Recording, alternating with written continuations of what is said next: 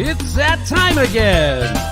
It's the Burky and the Badger Board Game Babble Show. It's going to get wild. It's going to get wacky. It might even get a little zany. We're going to talk about board games and the board game industry. And, you know, we might talk about anything else we want to talk about.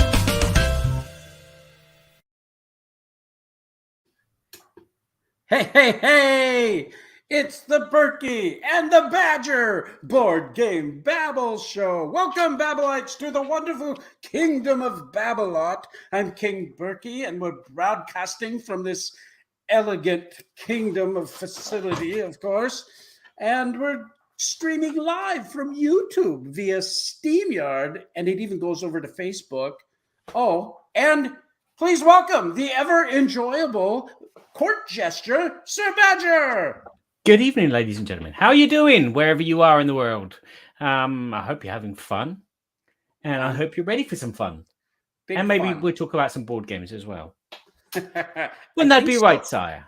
Tell us, Sir Badger, what we have today for this very special show with a very special guest. Well, in episode 101, which is a number I never thought I'd ever say, yes, episode 101 is what we're going to do is quickly go and have a roundup of what's been happening in Babblot, in the palace area and in the slums area. And then we're going to be going on to our new segment of what makes the king go, and that will lead us into our interrogation scene where someone's been stealing dice from towers. Mr. Sam Healey is back in the dungeon with us, and he's going to be answering some questions. Rack him. Yeah, rack him with some ribs. And we're going to finish off the show with our Babble subject, obviously with Sam, talking about content credibility and the people that provide services to customers in our hobby. There you have it.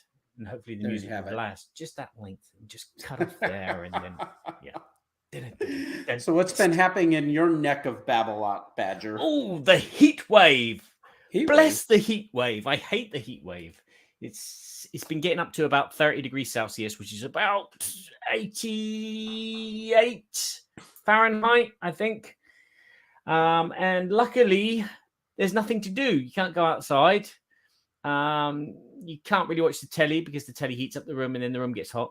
So I've been luckily been playing a few games with the family and the kids, which has been good. 30 Celsius, what is that in Fahrenheit? About 88, I think. Okay, that's not horrible. Yeah, that's not right, he says. Not like Arizona. No, it's not like Arizona. That's about what we're having here, actually. Yeah. But yesterday here at the Kingdom of Babblot, it got a lot hotter because I was outside and I was having guests over and I was smoking some ribs. And what happens? My auger got clogged up and I was fixing it. So I put it on my other smoker because you must always have a redundant smoker. Oh, yeah. Of course. So goes into the redundant smoker. What I didn't realize is there was lots of grease in the pan of the redundant smoker. And because of the delay with the other smoker, I turned it up and the temperature got quite hot. And when I opened the lid, flames come flying out of the... I was man on fire, baby. They're wicking up the side of the house. And, I'm ready to call the fire department. Where's my fire? But forget about the house. Forget about the fire department. Forget about my hair on fire. I need to save the ribs. And so I thought it was this fancy dress because you've come in black nose, but it's just you've burnt it. And I have a lot of flies in the studio because of this. So this may happen, it may not happen, but if it does happen, it happens. So swap me. And swap good. Yes. I'm not knighting flies as Sam Healey thought I was doing. You should do. Yes, it's pure carnage. Anyway, we survived it. The ribs were amazing. Had my Burke's Happy Mouth signature spice on it, baby. Yeah. And I have been going crazy excited getting ready for the Origins Game Fair. All right. Can't wait. We might talk about it a little bit more, but got so many fun plans. I'm going to make up a whole bunch of smoked beef jerky that I'm going to bring into Origins, and I might even have made 150 pounds of Burke's Happy Mouth signature spice. Nice. So if there's some people that are going to Origins that need some backpack jerky and or some signature seasonings, I know. Yep. You know, I know. Okay. Let's welcome our guest on our show, shall we? Yes. Release the hounds. Open the drawbridge and out. Yeah. Look at that. Welcome. What is that? How's it going? Man, I could not be happier to hear the news that I could possibly get my hands on some Happy Mouth spices. Oh, yes, my goodness. It's probably been a while, I bet, right? No, I ran out of that years ago, brother. So I need to get me some mo. I tell you what, that's a lifesaver, the Happy Mouth spice. I was getting a bit bored of barbecue. We've had so many barbecues this year already because it's been so hot here. Yeah. I'm just like, you know, what can I do different? And it's like, okay. Well, I had a new positioning statement for Happy Mouth, Burke's Happy Mouth signature spice. Life without Happy Mouth spice sucks. Does that work? It's definitely succinct. I don't know if it's pithy enough, but it's very much to the point. I kind of like it. Life is better with Happy Mouth. But then it's got to say signature spice, or that could mean a lot of different things. Yeah. I was just thinking. Oh, dear. That's the foot we're starting off on. Great. Hey, I am so thrilled to have our guest, Sam Healey, formerly of the Dice Tower. He has worked in the industry for so many years, but I began this relationship with Sam close to 10 years ago. Got to know him a little bit through the Dice Tower conventions, and subsequently at conventions, and is getting into the hobby, doing media with the board game theater and different things, and then with Game Toppers. I've just had so many awesome times to be able to connect with Sam, and I just love him dearly. He has a new channel on YouTube called The Flip Side of Board Gaming. We're going to talk about that a little bit with him too, and then our topic. But Sam, thanks so much for coming on the show. I'm so glad that you're here. Thanks for having me. I appreciate it. You guys have both been great friends of mine for a long time. There it goes. Another knight sent on a quest. Great.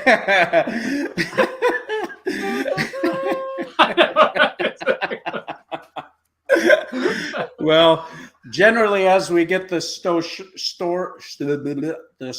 started, we will get some people in the live chat, and they can ask if you have any questions for Sam. Please go ahead and join in, and we'll be happy to connect with you. This show will be broadcast later as well.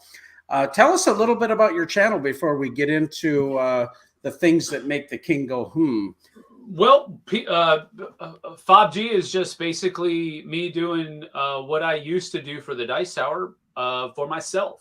We do a lot of live streams. We do Q&As.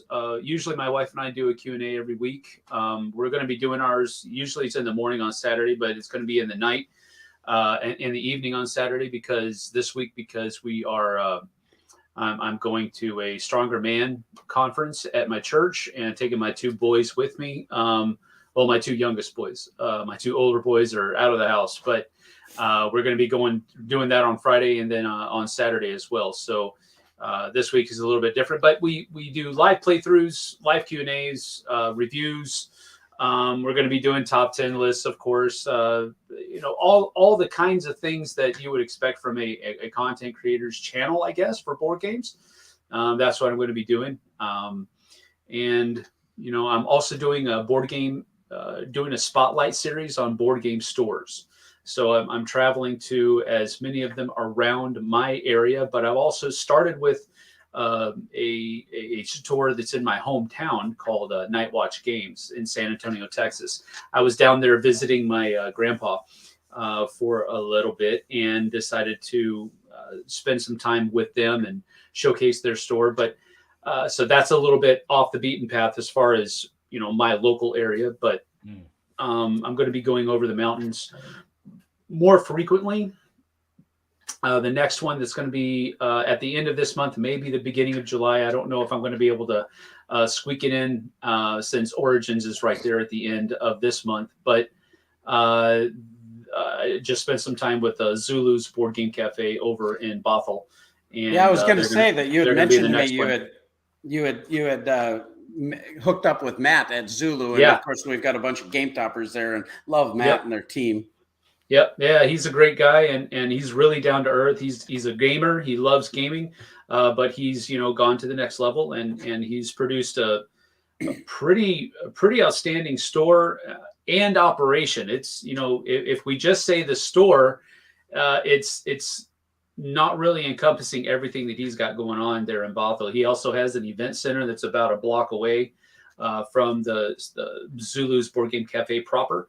But he also has some warehouse space where he handles a lot of shipments and that kind of stuff. So he's got a really great thing going on there with Zulus, and that's pretty much what I'm trying to do with the Spotlight series, is just highlight people that, in my opinion, are doing the board game store thing correctly, and so that's pretty much what I'm doing there. Yeah, he had a nice presence at PAX Unplugged, and we let him use one of our toppers in their booth there because they're one of our affiliates and stuff like that anyway. But you can tell that they've got a great team, which is so important. And then they are doing some things that are really right. So likewise, you look at your channel, I mean, boom, you come on the scene and all of a sudden you got 4,000 followers. Well, I will humbly say thank you for the people who have done that, and I mean that with every fiber of my being. I did not expect that to happen at all. I did not go into it with any preconceived notions that would happen, but I can only say that I'm very humbly blessed because of how fast the channel has taken off. Mm-hmm. It's a little bit of a catch-22 as well, because now I'm in the position where I've got, it's still for, I'm no Board Game Co. I'm no Dice Tower or anything like that, but 4,000 people wanting to see something, that adds a little bit of weight, So, it's 4,000 people that want your opinion. They trust your opinion. Yeah.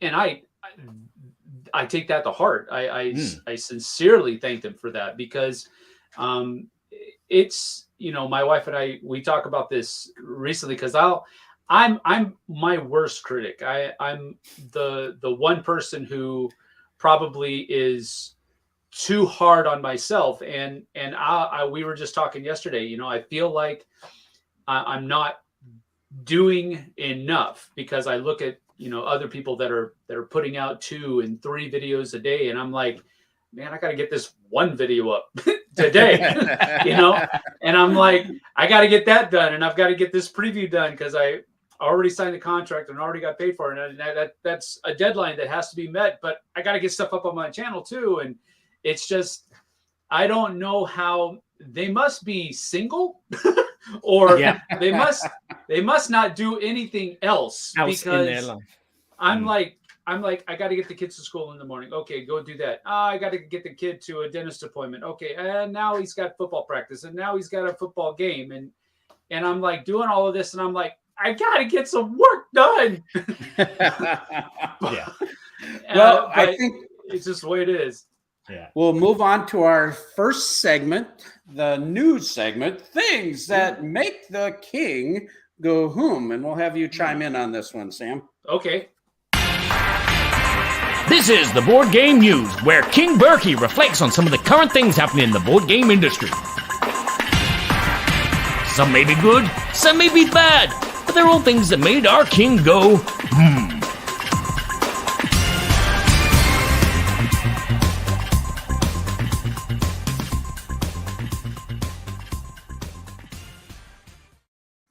Well. As sometimes happens in the kingdom, there is conflicts between different rival factions within the kingdom. Yes, green fly and black fly. Yes, and I've killed both of them. Now they are red flies. Oh, No, that didn't go over good. It sounded better in my head. do you have a graphic content disclaimer? Yes, we do. Absolutely, we do. Would you write that up for us, please?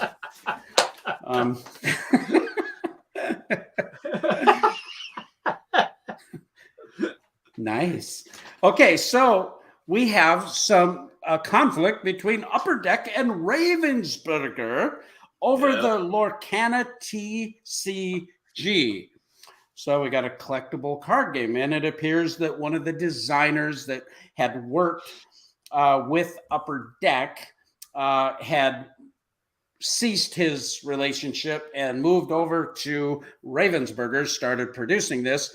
Upper Deck became upset about this and have filed a claim against Ravensburger. Ravensburger did not respond because they had not been served with it, but now they have been served with it, and they have made a response.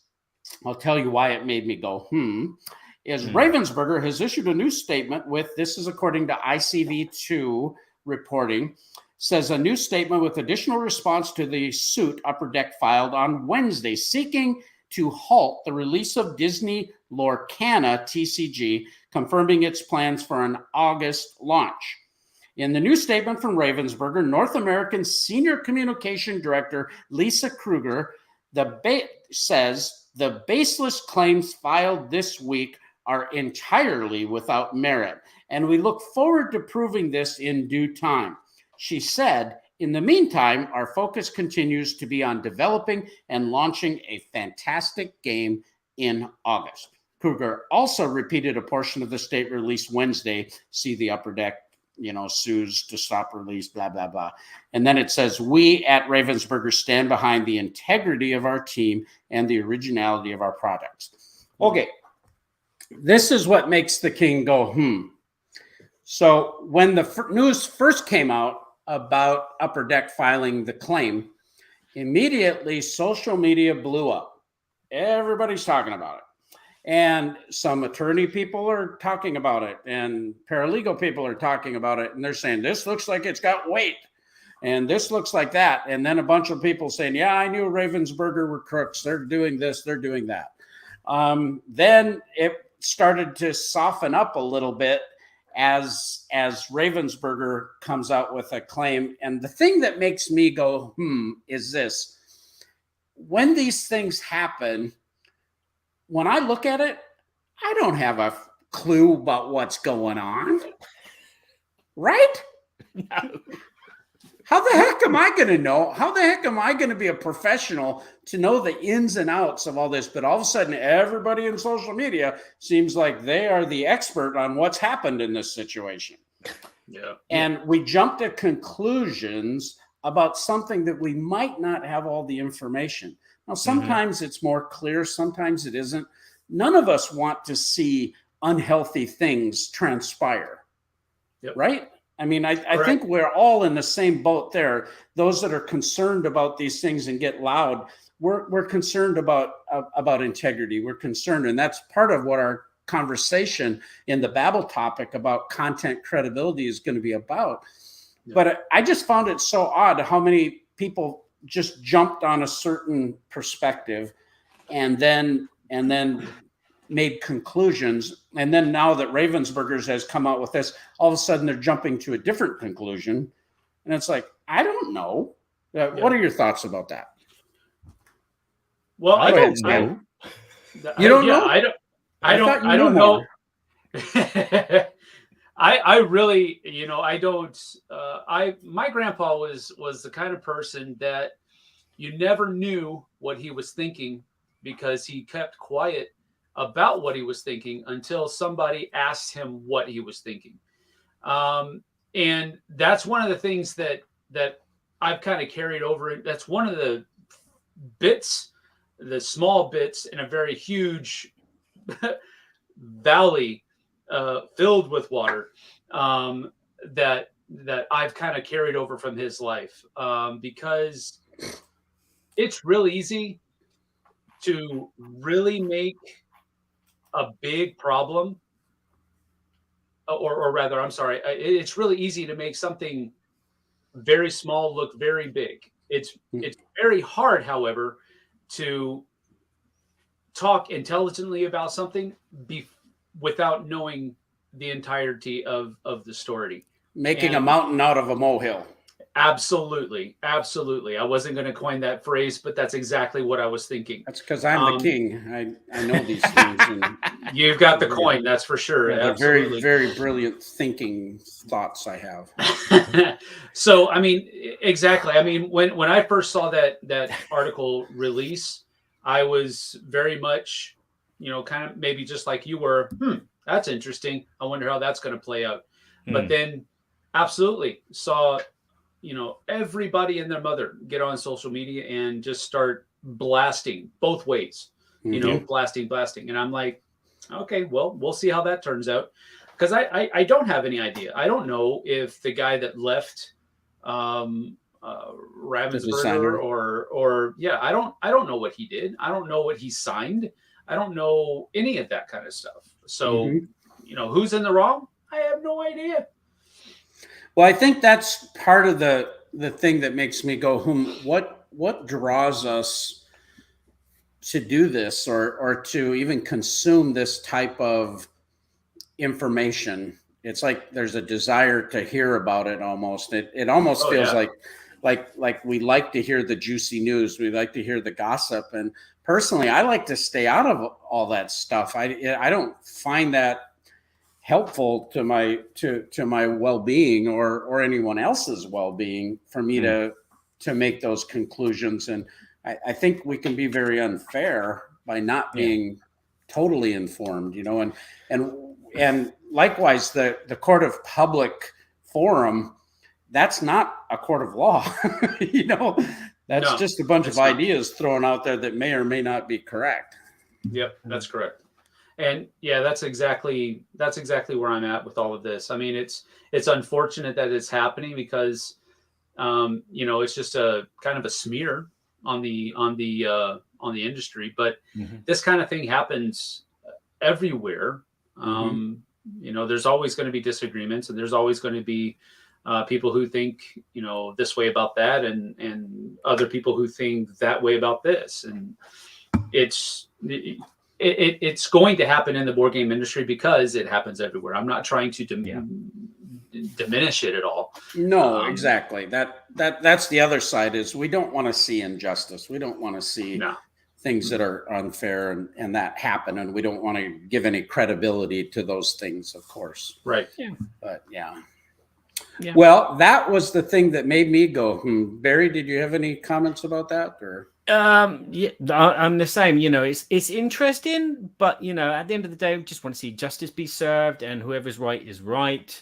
And hopefully it gets smoothed over pretty easily. Obviously, kind of from an outside perspective, it looks like money is the motivation here because it's a Disney. Has the Disney title in the game. It could be very complex in what's going on, and yes. If you think that, wait a minute, this company's taken my designer. Again, I don't know all the facts, but it sounds like they've taken the designer and the designers had this game that they were working on with the Upper Deck and they've gone to Ravensburger instead. And now it's going to be a big money maker for them. They might be a bit, I don't know. I just want this thing to be resolved and people to learn their lessons, because a lot of things are black and white and some things are not black and white. Okay, now both of you said Ravensburger. I thought it was Ravensburger. It could be. Ravensburger is the proper pronunciation of Ravensburger. So says the king. Yes, and I think you're probably actually correct. It's Ravensburger. I don't know. I'm just wondering because that's how I've always called it. And then both of you were saying Ravensburger, and I was like, oh, okay, I've been pronouncing all this stuff. Hamburger. I would like to buy a hamburger. Hamburger. Is this your dig? Burger. Yeah. Again, I don't know. I don't know if I'm saying it in French or if I'm saying it in. Just a wild and crazy guy. Yeah. Hooba. Yeah. All right. So Barry, you had something though that made you go home. No. Much more Things exciting. that make the jester go whoopee. Oh, whoopee. Yeah, there you go. There you go. New segment. New segment. We can do things that make the king go and things that make the jester go whoopee. I like this. This just happened. Well, I've had plenty of time to think about it. You know. I'm thinking, how can I introduce this interesting news and not make it go because Make it's a never drop for that too for me. I want a very creative drop for that for the professional edit here. I don't need tell us your whoopee moment. My whoopee moment is that Heroscape is back again. Now, you may remember some episodes ago we spoke about Heroscape coming back as Hasbro were doing like a crowdfunding thing on their platform Pulse, and that kind of failed because they didn't make it worldwide. Yeah. No. But anywho, nothing to do with it. Nothing to do with the fact that it was expensive as well. But it looks like it's coming back. Some other company, it's just gone for it. Renegade are going to be helping, or again, I'm not aware of all the facts, but all just to know is Renegade are teamed up with Hasbro and they're bringing back Heroscape, which hopefully should be good, affordable, and I'm just excited. Yeah. When I saw that, I was super excited about it as well. Renegade Game Studios is a great company from my experience, and they've done a great job on many titles. So for them to be able to be the ones that Hasbro is working with, that's got my interest peaked already. I still have a truckload, an entire bin of Heroscape in my. Yeah, mine's bigger than that. So. Yeah. That's just one box, and then there's this box, and then there's this box. Yeah, exactly. I don't have my actual original box anymore. Maybe I do. I haven't opened that thing because it takes up so much space. I don't have enough room for it in my studio. So it's in the garage, but it's in a box. It's protected, but it's not it's not where it's readily available. Otherwise, I would go on that and show you everything that I have for it. Well, but what is Renegade going to be doing that's interesting compared to what Hasbro have they already released pictures of things that they're doing? I think they're just going to bring it straight to the stores instead of having this Kickstarter kind of thing. Right. Yeah. I don't know anything about it other than the fact that the partnership was announced. So are they upgrading the components like Hasbro was going to do with that crowdfunding that they were doing internally? How are they gonna upgrade the components? Man, the components are already really nice. Yeah. Well, they had done a bunch of stuff with that were upgrades from the original when they launched it on their own crowdfunding platform. But then they only raised $500,000, was it? And it wasn't enough or something. Just new factions, I think. Wow. Well, here's the thing. Maybe I don't know. The thought I just had was that maybe that was the problem. They tried to do too much with something that's already good. Why reinvent the wheel? You know, I mean, it was already. I mean, again, it had its niche kind of following, its cult following almost. But and you know, if you get out of that, then maybe it's not as big as one would think it is. But there is a pretty big following for Heroscape, so it's why try and reinvent the wheel? Just make it available again, you know. Yeah, and just make it available for anybody to get into. So smaller little sets instead of this big $250 set, which only collectors would get. Yeah, well, I don't know. I mean, $250 for a big set is probably. I mean, I know Games Workshop is still pulling that off, so. And I would wager that it's easier to get into Heroscape than in any of the GW products. Yeah. So, I mean, $150-$200 might be a good price point for a stepping in point for something like Heroscape. Yeah. But I don't know. Well, it's Renegade seems to be jumping in on some of these older, like, they get the license and the rights to redo Axis and Allies. So, I mean, they're jumping into some of these classic games that still have following and still are evergreenish, Yeah. Well, something like Axis and Allies, I don't think it's ever going to go away. I think it's that pivotal, I guess you could say, of a game, almost like Risk. I don't think you're ever not going to see Risk somewhere. But I'll never see cool. it here. Sorry. Well, it's going to be interesting to see Renegade Game Studios, Scott Gata and the team there, and what they do in their booth, and their Gen Con is one of their major releases of everything. So I would assume they usually have a big separate room that they have at Gen Con. So it'll be interesting to see what kind of promotion they do around all of this. And that kind of segues us into our sponsor. And our sponsor is Arcane Wonders. Arcane Wonders has been with us since we started the Burky and Badger Board Game Babble show. And we full disclosure, I always let you know about Arcane Wonders being a sponsor. I'm good friends with the owner, Brian Pope, and the sales president of the company, Robert Geislinger. Yeah. But Arcane Wonders has some amazing stuff happening. And speaking of Gen Con and a special room at Gen Con, Arcane Wonders is releasing, or is going to be presenting, let me say that correctly, presenting the new game Call of Duty, the board game. This is a cooperation with Activision. Have you seen this yet, Sam? Yeah. How can I put this? I'm currently talking with Robert about possibly getting one of their prototype copies. So I'm looking super forward to this.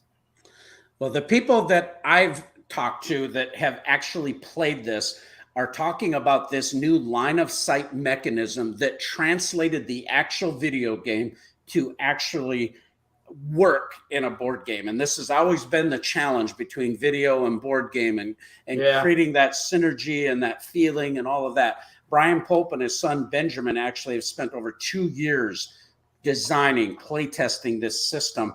Activision is a huge company and have put a lot of energy into their marketing, and they're very specific and have very high standards. They have signed off on this project and are thrilled about what Arcane Wonders has done. And that's saying something very significant, because this doesn't happen easily. Yep. I totally agree with that. At Origins, they're going, or excuse me, at Gen Con, at Origins, they'll be demoing this game. But at Gen Con, they're going to have a large separate room, and we're going to have 10 of our Sherlock Holmes game toppers in this room, all featuring this whole room dedicated to Call of Duty. That's cool. It's going to be epic, awesome. So check out the information coming on the upcoming Kickstarter of Call of Duty from Activision, from Arcane Wonders. Also, all of the great games. They've got a new little card game that Robert is just thrilled about at Origins called Gap. And he told me a little bit about that. Of course, you can pick up Dice Manor and Picture Perfect, the new, I just lost it, Mother of Frankenstein, but also the new expansion for Furnace called Interbellum. All of these are going to be available at Origins and upcoming at Gen Con. You can check out arcanewonders.com. Cool. Boom. So we're going to move on to our next segment. What game is behind the door? Someone in Babblot has been a very naughty person and been thrown into the dungeons of Babblot. But Burky and Badger are nice people, and they're going to give them 3 questions. to try and worm their way out of their prison sentence in What Game is Behind the Door?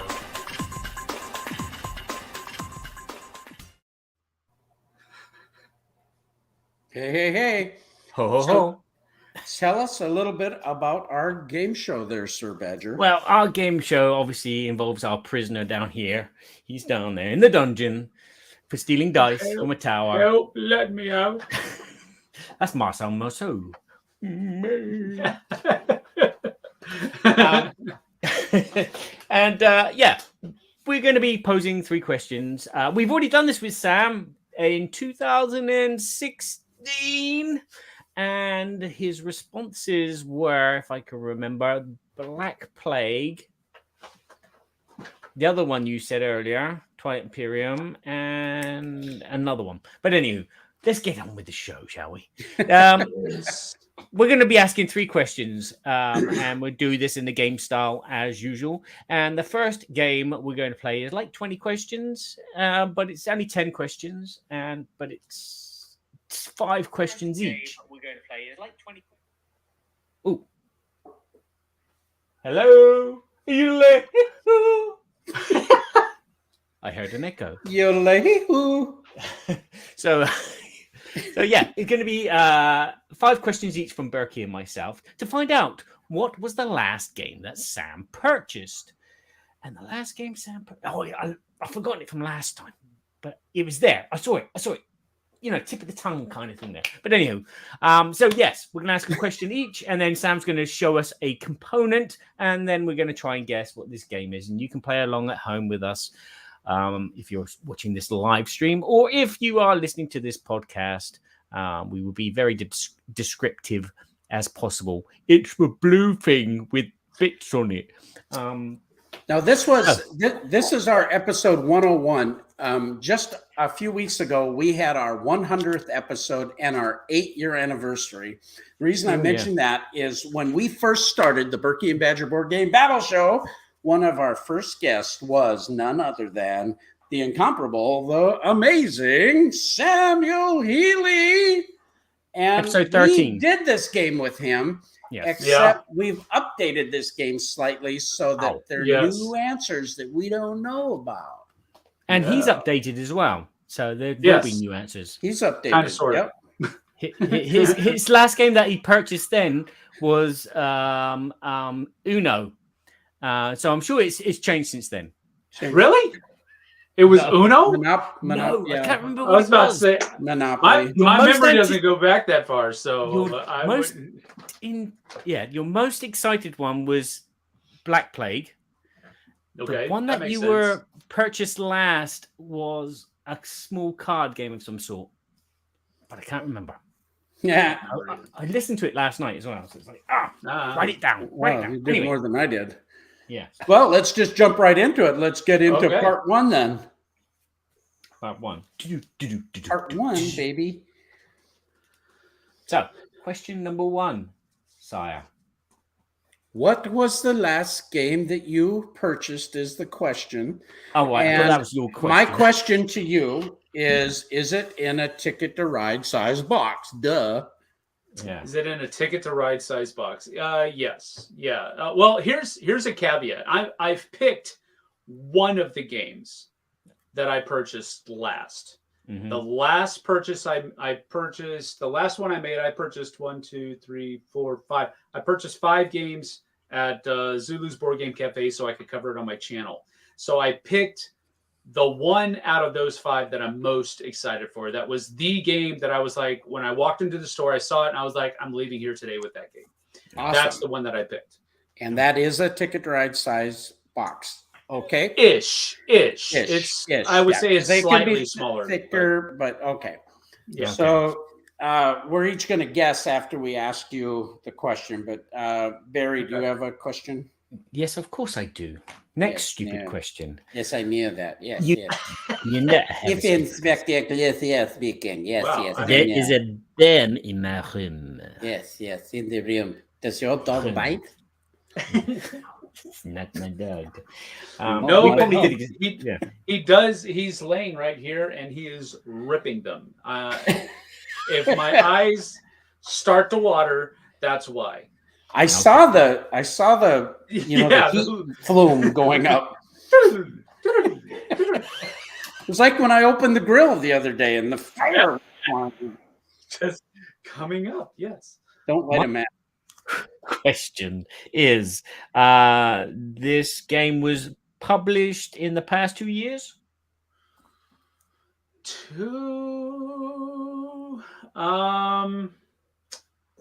I believe so. As a matter of fact, I would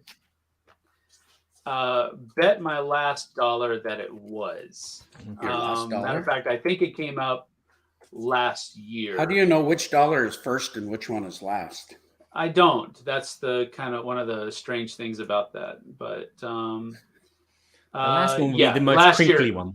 Last year is correct. Last year. Okay, I have a guess. And if this is correct, this will be the first time this has ever happened on the first question. Go on then. But I'm going to say it is the game Heat, the racing game.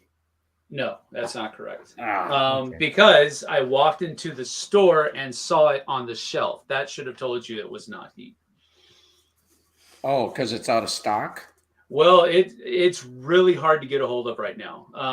They actually, at Zulu's, they have a copy of Heat on their demo table, but they don't have any stock available right now. I think it's like in between prints. I think the second printing hasn't arrived in stores, but even Matt told me, he said, even the ones that we have that are coming are already all spoken for. They've already been pre-purchased. So even when he gets his second print delivery or shipment, he's still going to be out of stock on it. So that's a really hot game. Yeah, hot game. I haven't played that yet, but I saw it at Tantrum Con and was. Oh, my buddy JT was got in on the Kickstarter, and he already got his Kickstarter copy of it. So I've been able to play the game a couple of times with JT, and the hype is real, and there is, or rather, should I say, the hype is validated. It's a really fun game. It's a good game. It's a really fun game. Yeah.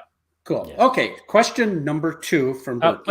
You got a. Yeah. No, you've totally forgotten how to play this game, sire. No, you get to guess. No, he gets to show us a component. Oh, crap. All right. So then we guess. All right. I've got the component right here. I'm going to put it on my second. Ooh. Now that's notebook paper. Here Does that come in the game? No, it doesn't.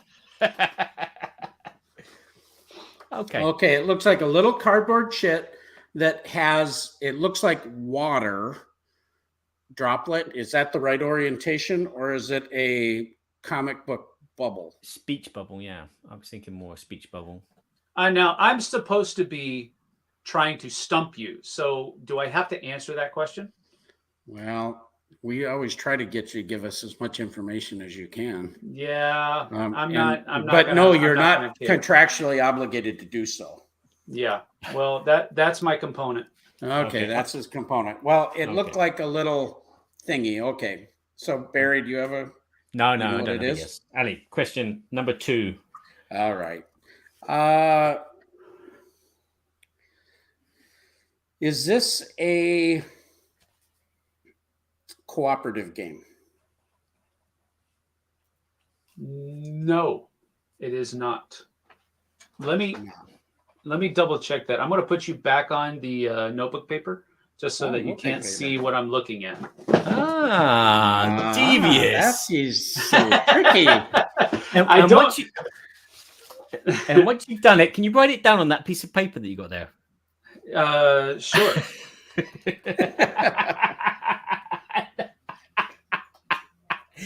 He has written, for you podcast listeners, he has written the word no.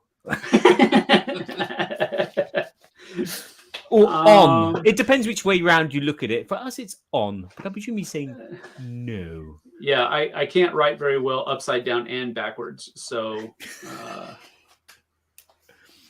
I have double checked, and my original answer stands. It is not cooperative. It is not cooperative. It is not. Okay. Okay. Does this game involve the elements? As in like all of the elements, like water, heat, wind, Yeah. and fire, all that. Yeah. Barbecue, ribs, happy mouth. That was an element. I got to Flies. No, it does not. It does not encompass all of them. There you go. But it does have some of them, like water. Well, again, I did show you this component. So. Look at him. All right. So I guess number 2 component. All right. Let's see. Back See to if I the can get paper. that word off of there. So that Talk to the paper. No, we're just going to leave. I'm going to turn it around so that it actually does say. There you go. No. All right. I'll even keep the other component up there so you can see. There's the second component. Okay, so he's showing us stuff that we can't tell what it is because it's a little cardboard shit that is red now, and it looks kind of like a red cloud. But I honestly can't tell what it is. It's not fire, is it?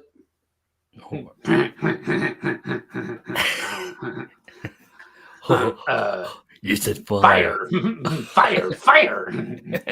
I am the great Cornholio. Are you threatening me? I threatening me.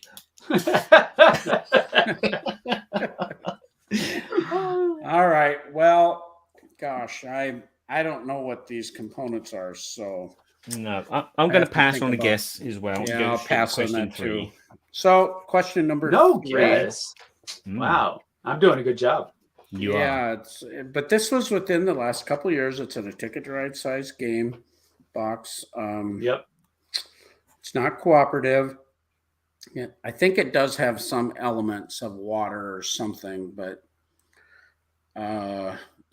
is this a worker placement game? I've actually not played the game yet, but according to I'm going to be playing it next week. I guarantee that. But Can you show us the Board Game Geek page on it, please? negative. No, I cannot. But according to the geek, no, it is not a worker placement game. Okay. Okay. It's not cooperative and it's not worker placement. Does this game involve hand management?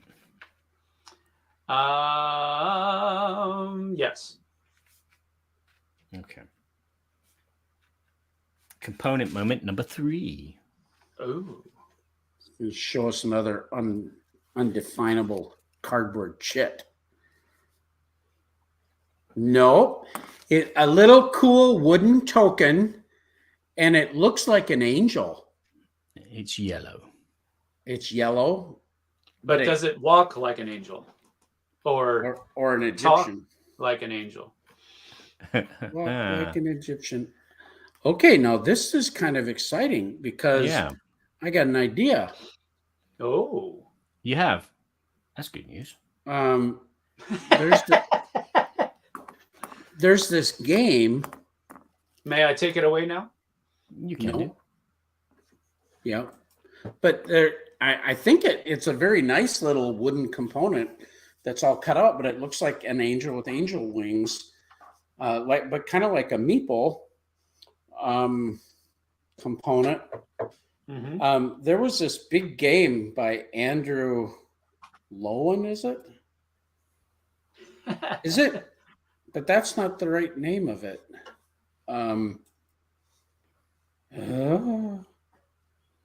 It's not Deliverance called- is the game you're thinking about. I'm thinking about Deliverance, Mhm. but that's not in retail yet. I don't think. It is not. It's That- about to yeah, be, that- it's about that to was- be fulfilled.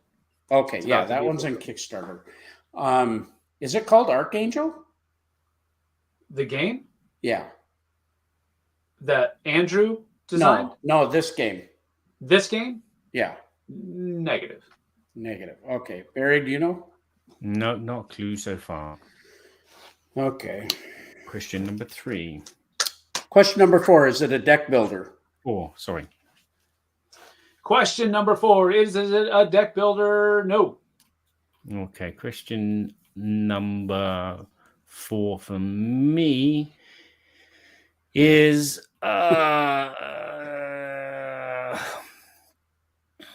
really hard to go on what we've seen and what answers we got so far.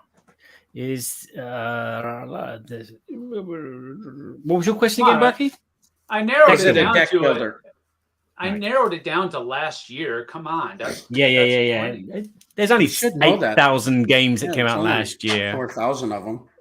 Okay. Well, I mean, technically that is quite the siphon because thousands of games come out every year. So Yeah, it is helpful. yeah.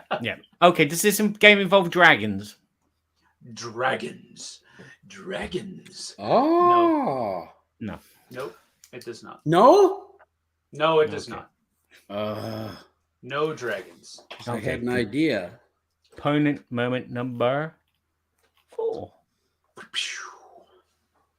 Back to the paper. He's got a little purple Birdhouse. steeple house. Almost looks like a castle spire, but it's more of a little purple. It's house. more of a temple. It looks like a house, but it's actually a temple. It's a temple. Right. Yeah. Thanks It's for the clue. You're welcome. I Okay. feel bad for you guys because you're running out of time. I'm getting this now because I'm getting the Asian feel of this. Yeah, baby. I think I've seen this advertised, I think, but I don't know what it is also. Bitoku? Bitoku? Yeah, Is that the your right guess? name? Yeah. Is that your final fourth guess? Yeah. Wrong. Well, Am I just pronouncing it wrong? No, you're not. Okay. I don't know how to pronounce that name, but it's not that game. I know what game you're talking about. Okay. It's not it wouldn't be a Wingspan expansion. Although that would throw people for a loop, wouldn't it? If like humans had wings at that point, like humans now are part of Wingspan. Well, if they drink Red Bull, yeah, but Okay. Okay. I'm gonna just randomly pick out a board game from 2022. Wingspan Asia there, but it's not Wingspan Asia. It could be. You never know until you guess. I never know until I've eaten it. I never know until I licked a piece. I got a lick a bit of wood, a dice cube. No. Oh yes, that's come from the factory in China, which is Anyway, no, I've got no clue. Let's move on. Okay. Man, if you could narrow down the manufacturer of a game just by tasting it, that would be phenomenal. Awesome. That would there was a time, absolute gold. There was a time when I could do that. Really? Yeah, but I've stopped licking stuff. After my lips exploded with some kind of contagion thing, I stopped licking stuff. Yep. Too much information. So you were patient zero for coronavirus. COVID. Because you kept licking all the components. Yeah. Oh yeah. All right. My question number 5. Burky's taking this so serious. We got to get this.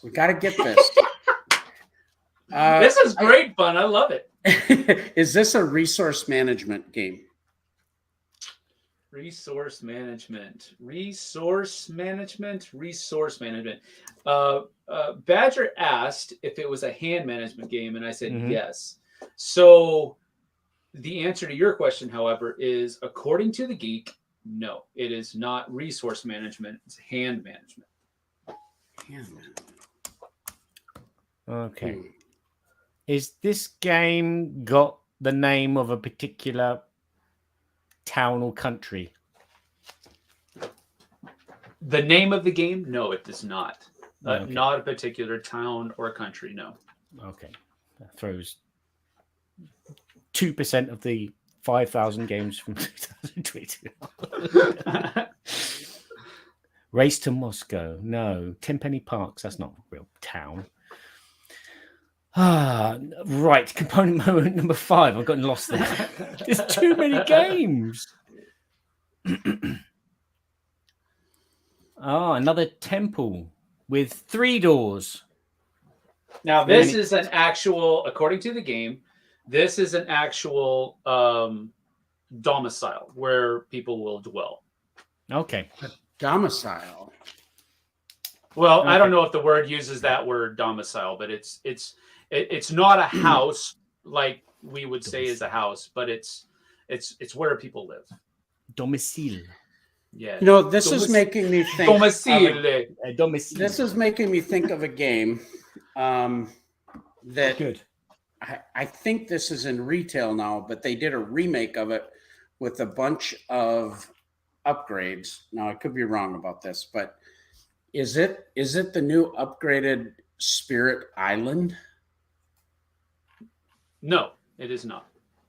Okay. Okay. And I'm just pulling wildly off of BGG here. I'm going to say Everdale Mistwood. No. I love the No. thumbs up, the pointing out that, yes, I'm on the right track here. No.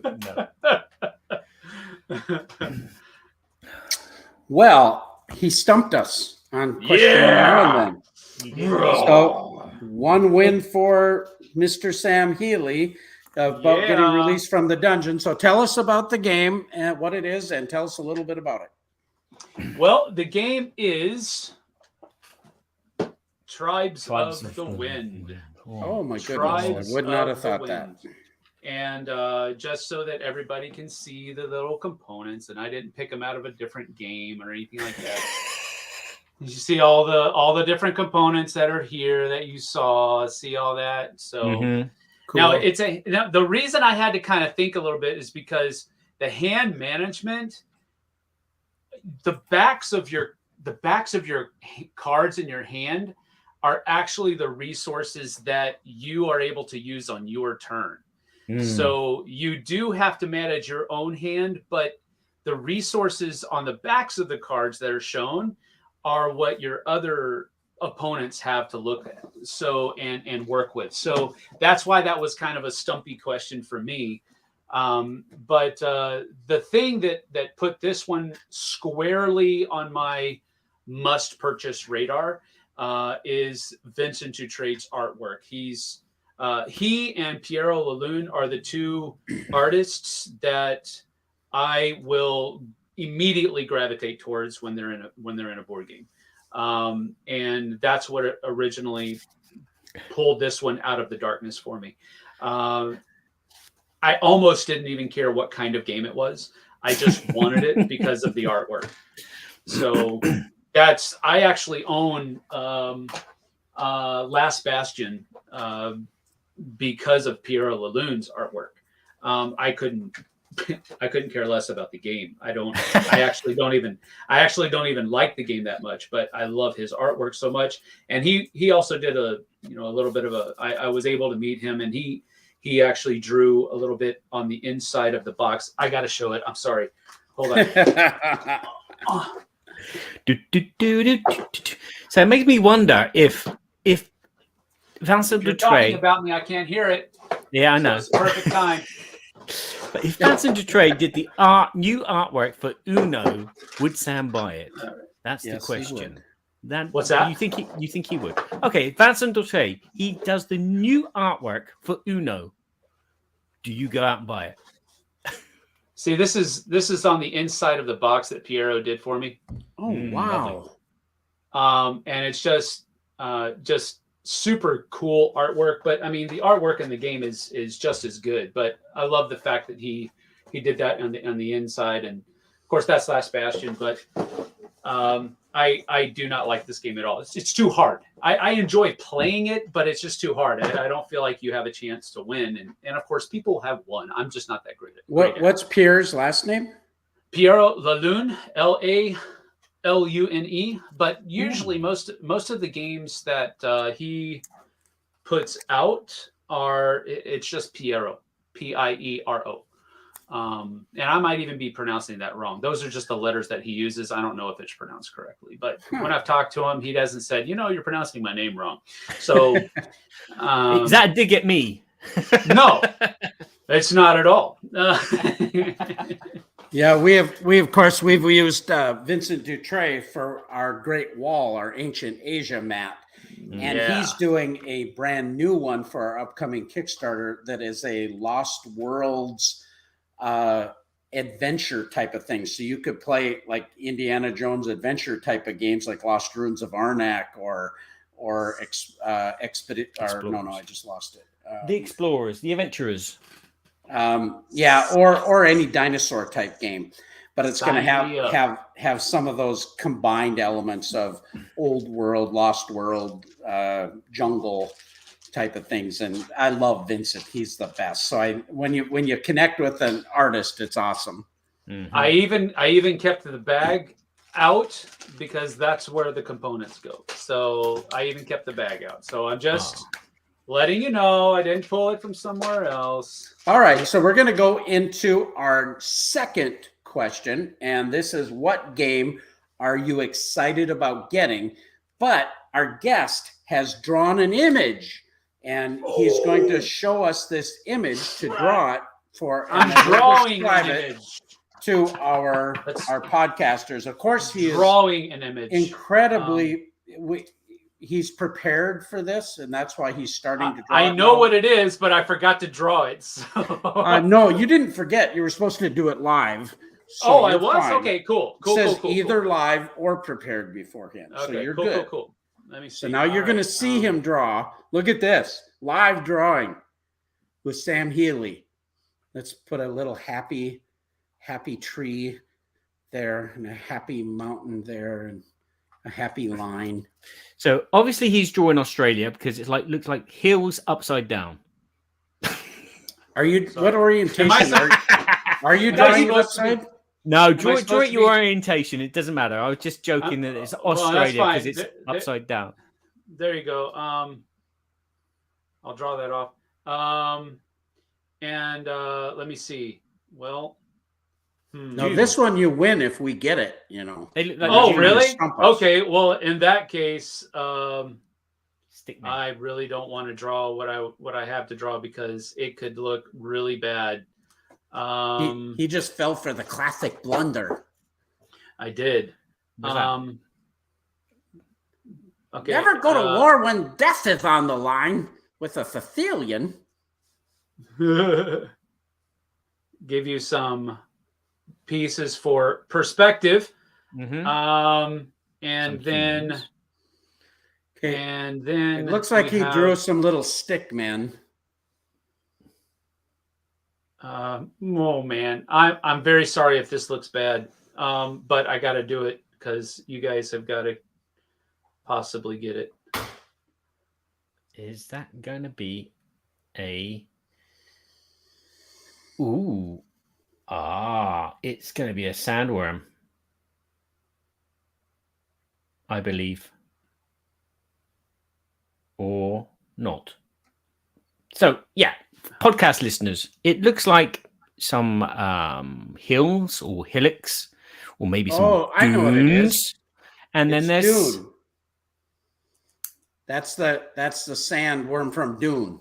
Yeah. Yes, Shai Hulud. And we'll even put a little dude up there. Right. Well, he is the Kwisatz Haderach. It's Patrick Stewart.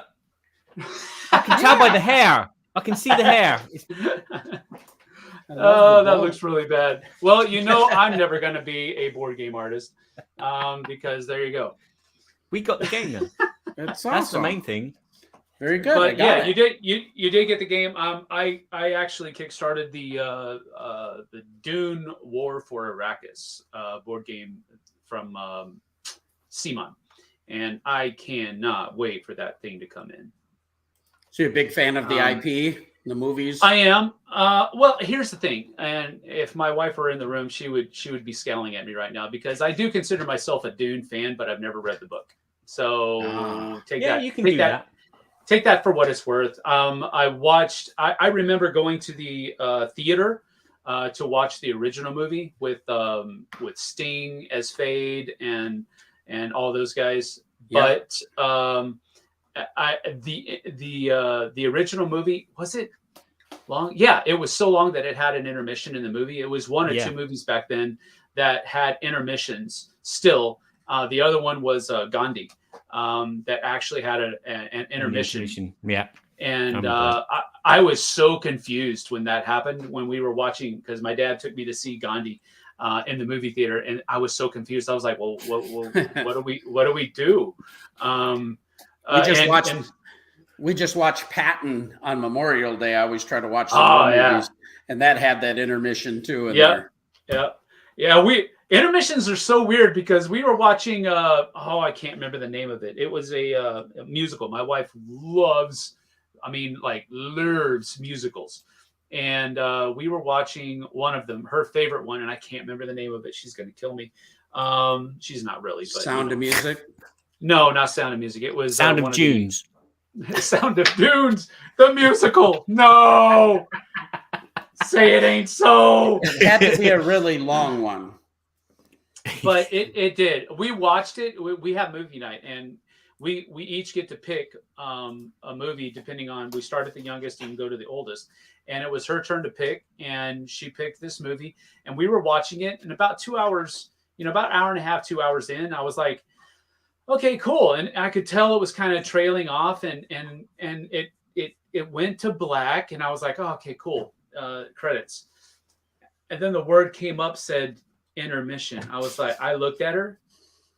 I had already been nodding at that point. I was like, make it stop. Exactly. And it said intermission. And I paused the movie because we were watching it on Amazon.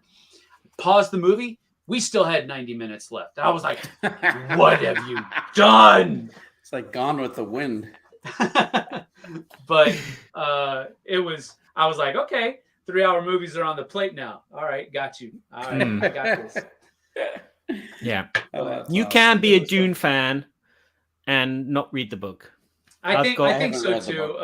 I know it's considered a masterpiece. It's considered a classic.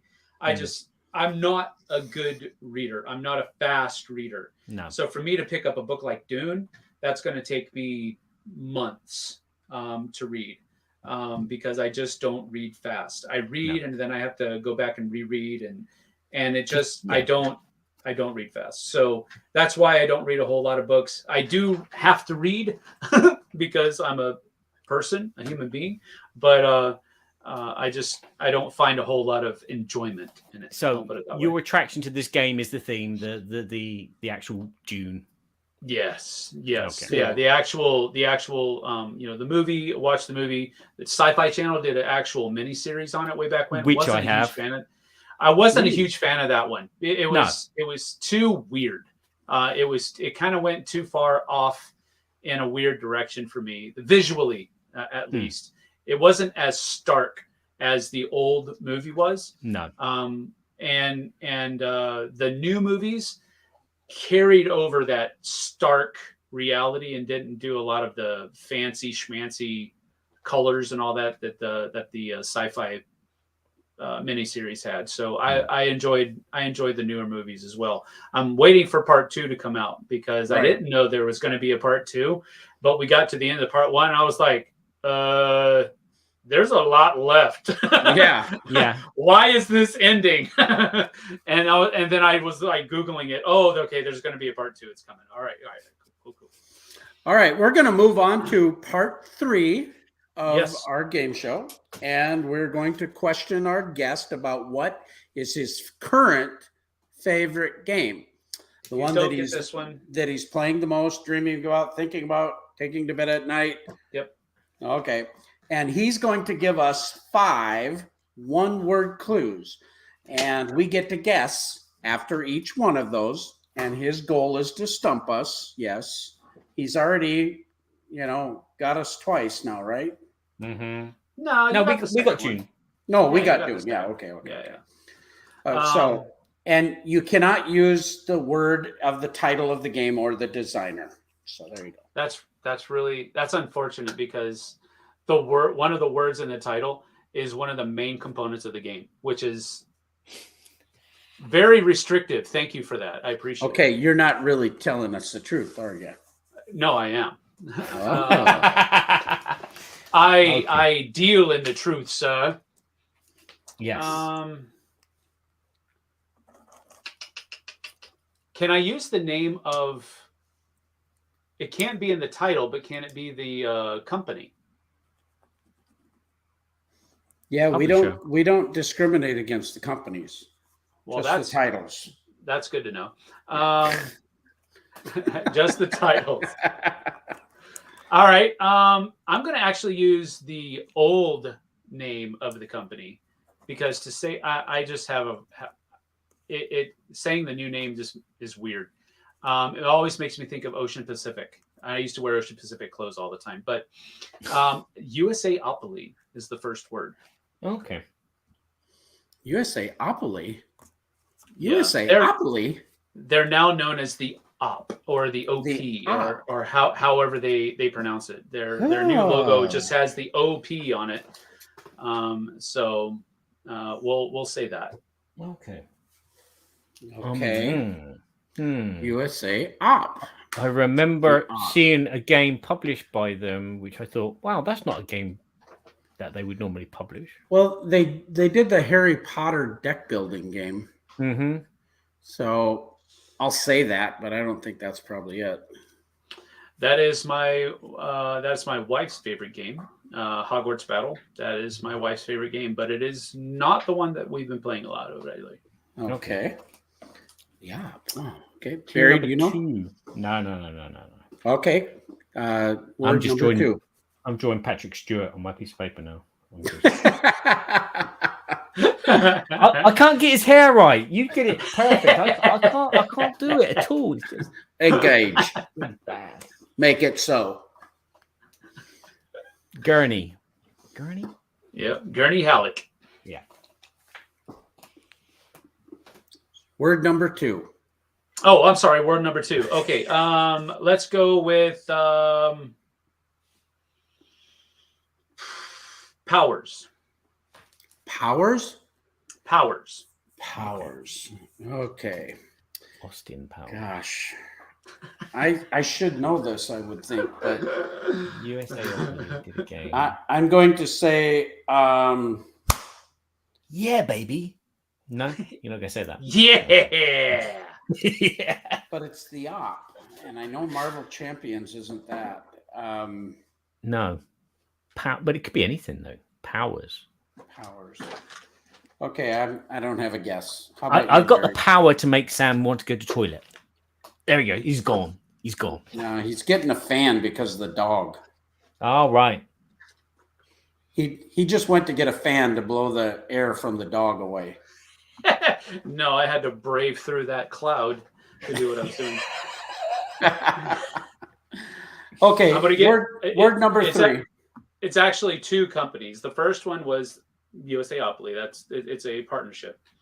Second game, I don't know. If I give you the second, that might give it away. I'll hold that back. So I have to give five clues, right? And I'm on the second one so far? Yep. No, I'm on the third. You're at third. Yeah, because it was USA-opoly or the op. Then it was Powers. The third. I thought those were all one word. USA-opoly Powers. That counts as one. No, it doesn't. Oh, okay. Let's see. I'm going to say combat. Vic Morrow, Rick Jason. Dun dun dun dun dun. You know what I'm talking about, I bet. Yeah. Combat. Okay. So USA Op, there's combat, there's powers. Your favorite game? Current. Yes, favorite current. game. It wouldn't be Unmatched because that's restoration games, but maybe they did a cooperative thing. I'm gonna say Unmatched. That is not correct. Okay. I'm gonna say Munchkin X-Men. You don't know me very well, apparently. He hates Munchkin. I hate Munchkin. He eats Munchkin with a spoon. Oh, looky, he woke up. Hello, Burky. There he is. Okay, number 4. All right, number 4. So I've given you USAopoly or the Op. I've given you powers, and I've given you combat. So the 4th word will be health.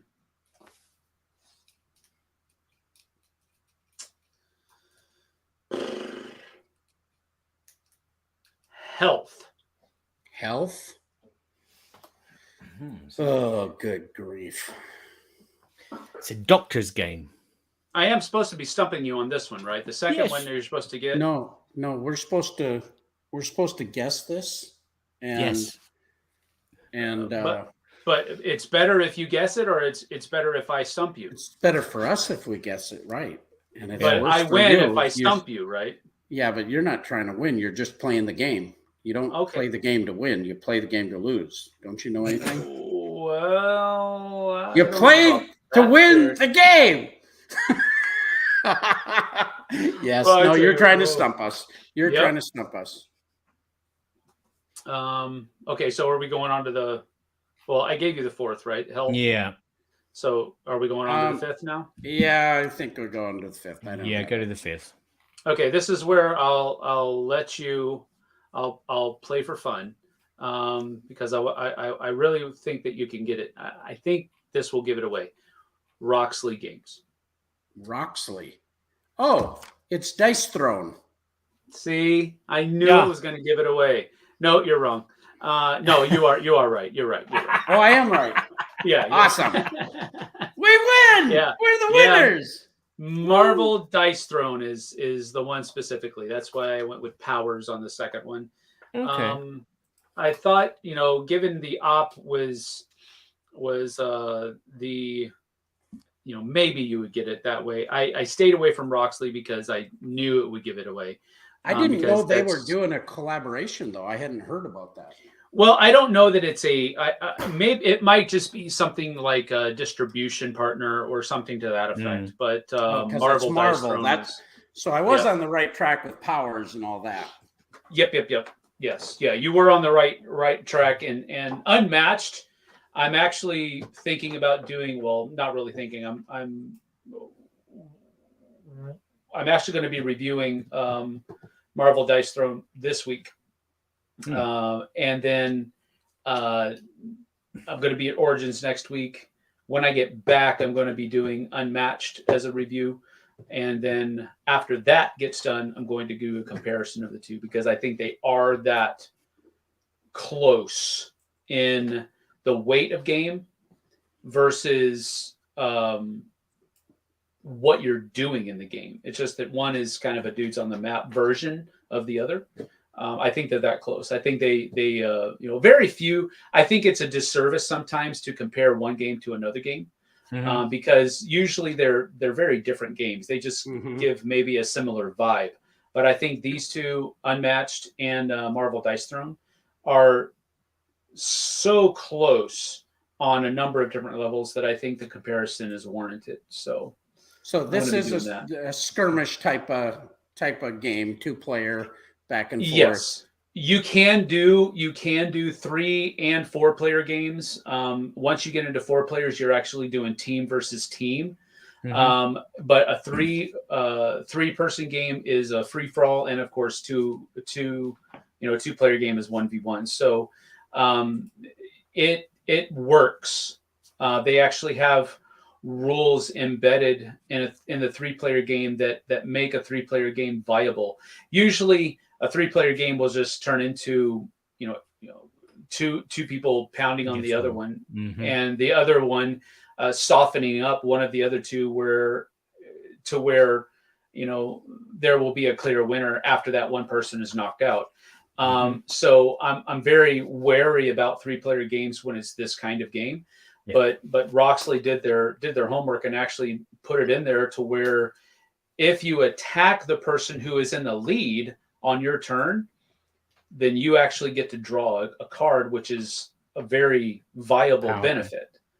Okay. So there's an incentive there in the rules that encourage you not to just pound on one person the entire time until they're out, and then the two that are left just duke it out. So that's one of the things that I really like about it. I really enjoy the game as a 2-player game.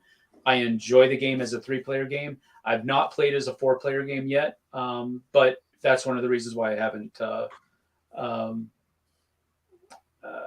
I haven't done the review yet, but I don't think I'm going to play a 4-player before I do the review, because I don't think I need to, because it's really a 2-player game. And that's where I think the game sings the most. The fact that you can play it with 4-player is just kind of like an added bonus, in my opinion. Yeah, I generally, those games that you add a 4-player, like Hero Realms or something like that, and you try to play teams, it never seems to gel as much to me as if it's designed right, because 2-player. Exactly. It's designed as a 2-player, and I think that's where it really sings. You can play it with 3 and it still works really well. I've not played it with 4 because I haven't really had the desire to do it. I think there would be a lot of downtime.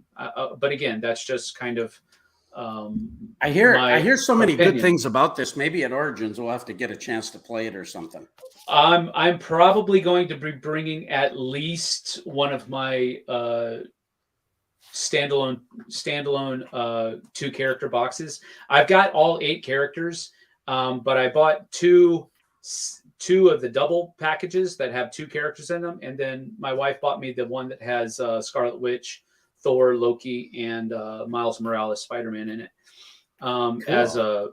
as a birthday present because we liked it so much. So, so I'll have at least one of my 2-character boxes with me probably at Origins because I want to get it played. I'm just really enjoying it. They have a season 1 and a season 2 that both have 8 characters in them, I think. So there's 16 other characters. I think season 1, one of the seasons was a steampunk and the other one was like a Western theme thing. So and they can all be played much like Unmatched. They can all be played against each other. There's no difference between characters from season 1, season 2, or the Marvel Dice Throne. You can play them all against each other, and it's pretty much the same. Oh, that's awesome! I'm excited to do that. And speaking of which, this is a great segue because we're going to go into our Babble topic. But before we do so, we are going to look at our other sponsor and shameless plug. This video was made possible with the help of Game Toppers. Upgrade your gaming experience with a Game Topper.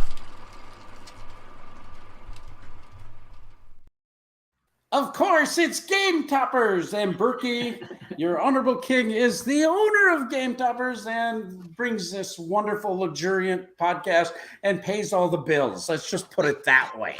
Yeah. You see this? He's paid for this wall behind me, this green wall. He couldn't afford a green screen. It's just green wall. Green wall. Yeah. Green paint. Monsters. Well, Game Toppers is getting ready to go to the Origins Game Fair in Columbus, Ohio, and we are so pumped about it. We have a big 20 by 30 foot booth right by the open boardroom game area where we have over 250 luxuriant premium Game Topper game mats, neoprene mats that we partnered with Origins with a 3-year sponsorship. So you can play games in style on those tables now with a Game Topper game mat. We are going to be bringing a bunch of our thematic game mats from some of the industry's top board game artists like Vincent Dutray, Ryan Lockett, Jaroslav Radecki, and others, Andreas Ziferatis.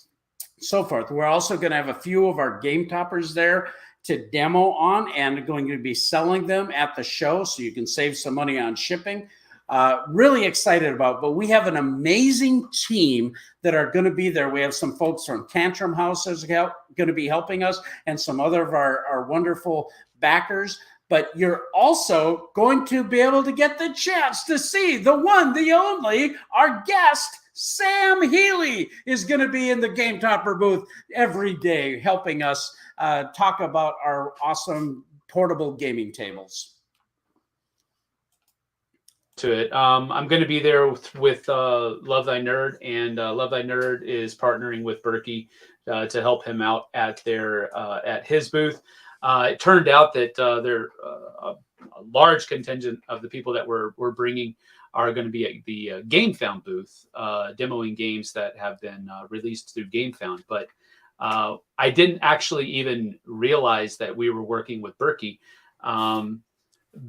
When I agreed to go, and when I signed up to go with Love Thy Nerd, and then when I found out, and when Burky found out, we kind of talked, and I would have asked to be assigned to Burky's booth, because we're just great friends anyway, and it's a product that I absolutely can get behind. So and this way I don't have to learn 4 games in a week, so that's cool. But you do have an extensive catalog, so I am going to have to do some homework. Well, we're super excited about Origins. It's always a lot of fun. We're going to have an awesome team there, and we're going to bring some accessories so people can really get a chance. But we have an upcoming Kickstarter this fall that we are going to be offering 10 brand new game mats. And when you see the art from some of these mats, you're going to be super excited. So without any further ado, check out GameToppersLLC.com. You can go to shop.GameToppersLLC.com right now, and there's still some amazing package deals that save you hundreds of dollars. So if you don't want to wait, everything's in stock, and we ship out every day from our offices here in our warehouse in Minnesota. So you can get a Game Topper shipped to you in no time flat and get this portable upgraded gaming solution for your existing table. And you can even get our new portable leg kits and dining covers with a plethora of amazing accessories. So with that, we're going to move right into our Babble topic. Babble. Where is it? There it is.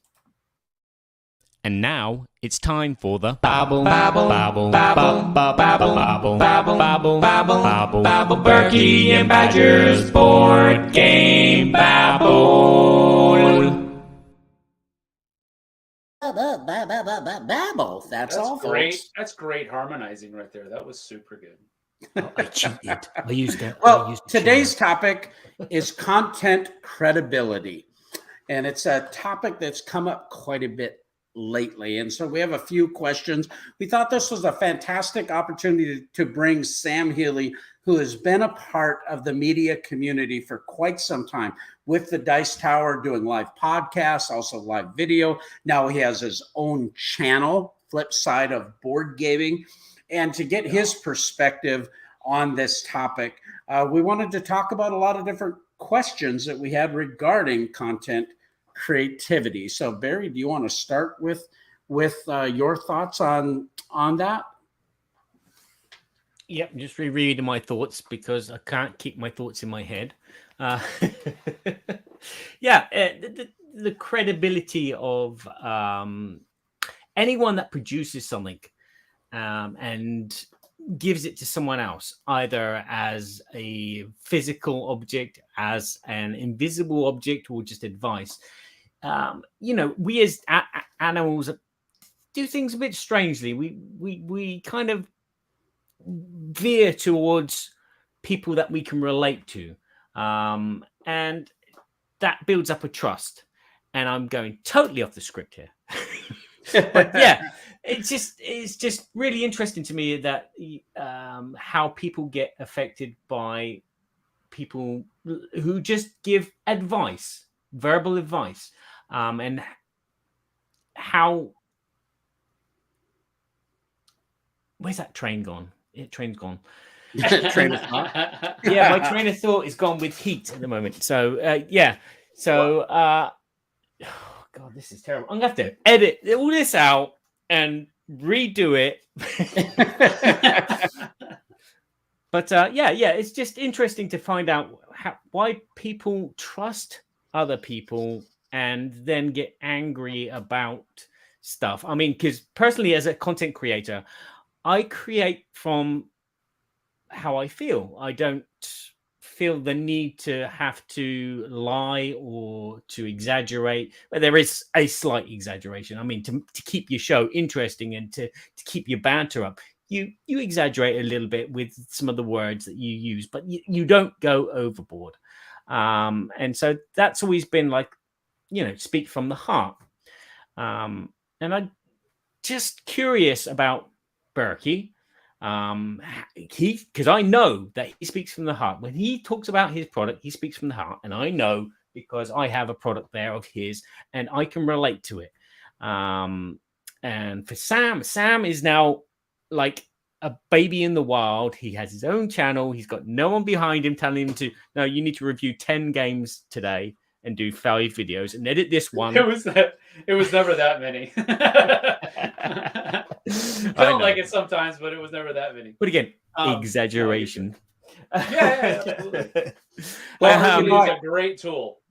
I think I know where you're going, Badger, about this is, as a content creator, there's a certain amount of responsibility that we have to our listeners. And there's an interaction. It's a symbiotic relationship where we want to provide quality content that has integrity. And sometimes there are things that happen in the industry that cause people to question that. And we're trying to find the balance of what is okay, what isn't okay. And I think that kind of brings us to some of the questions, because for instance, the Burky and Badger board game Babble show, we're such a little itty bitty channel. We've got all of 3 listeners every show. We're laid back as well. That's the thing. We're very laid back, and we have 3 listeners. Tim Douglas is one of them. He's there. I'm looking forward to getting the reprint of Dice Throne Santa versus Krampus. Yeah, cool. I would love to get my hands on that one. Yeah. Seriously, we have a couple thousand followers that listen to the pro audio edit of our show, our live show here. We're not a big channel, is what I'm trying to say. There's other channels that have hundreds of thousands of people, and so the weight of what is being said can have an impact to influence people. And then when money starts to become involved, people start to get a little bit more skeptical about things. I would, if I may interject here, I would say that the size of your channel should not at all impede upon whether or not what you're going to say is founded or grounded in integrity, or the character. No, I totally agree. Good point. Really good. Yeah, point. because it doesn't matter how big or small you are. You should still seek to do what you do from the foundation, from the ground launch point of truth. I was kind of coming from it from more not from the standpoint of but because I totally agree. It's more if somebody is influencing somebody and they have a much larger following, they're going to have either a more positive or negative effect. Yes. If someone's misleading someone, that the gravity of that, I mean, it's all wrong. So if that is happening, no, the effect of what you have, I think that's the best. I think it's, no matter how big you are, if you're going to say something that's untruthful, it's the same amount of wrong than if you're big and say something that's untruthful. It's still it's equally wrong that way. But what you're saying is also true. The effect of the wrong that person A committed in that has a small channel is smaller than if the effect that person B would have if their channel is bigger. So I get what you're saying, but I think both of those situations are handled with, while you're small, you do things in integrity, because if you start there in the small things, when you get to the big things, then you will just have to stay with that game plan that you've already started off with. Exactly. Which makes being that kind of person when you're big much more easier, because you're not doing anything different. You're just being the person that you've always been. No, I absolutely agree with that. We wrote down a whole bunch of different questions, and I'll just Let's get to them. ask a few of these questions to try to stay on topic about that. But if Stay on target. But yeah, I'm saying about it's easier to shoot Listen a up. swamp whap. I'm going to actually jump down a question to ask this one first, because there's a lot of different, we talked a little bit before the show, and I think there's some good points that you might have about this, but should viewers be skeptical of content creators, of paid reviews or paid previews, and the money influence that happens in the hobby when content creators start to monetize their content? Well, this is an interesting time, because I'm about 20 public watch hours away from being able to apply for monetization of my channel. So, and it is something that I am going to do. And the reason is because, I've got, right now, I currently do not have an income. I left my position with Monster Fight Club so that I could strike out on my own. And so I've got to get to a point where I'm once again providing income for my family, because that's what I believe my, one of my purposes in being, I don't want to make it weird saying this, but one of my purposes as a man is to provide for my family. So I'm currently not doing that in a financial way, but I continue to do that in other ways, emotionally, psychologically, whatever. My presence, that kind of thing is a providing for my family. But right now it's not happening financially. So I need to get back to the point where I am doing that. And one of the ways that I'm going to do that is by applying for monetizing my channel. Beyond that, I am also working with publishers to provide paid previews of the projects that they will bring to either Kickstarter or GameFound or whatever other crowdfunding campaign that they do. But I will not be offering the option for a paid review. And I think that there is a very stark difference between a review and a preview that frankly has me stumped as to why there's confusion about it. A paid review should not exist, in my opinion, because you're paying somebody for their objective opinion on a game. And I don't understand how you can do that, because money, in my opinion, will affect the outcome. If you're being paid to do something like this, it's going to affect the outcome. Because after a while, a company is not going to pay you to speak poorly of their game. It just doesn't make sense. I wish I knew that years ago. Thanks, Sam. Because that is literally what I did. People paid me to review their Kickstarter projects. I was honest and open, and sometimes I'd say to them, "Do you really want to pay me for this review? Because it's really shit. I don't like." Right? Yeah. Exactly. That's the thing, and it doesn't make sense for a company to pay money for you to tell people you shouldn't buy their game.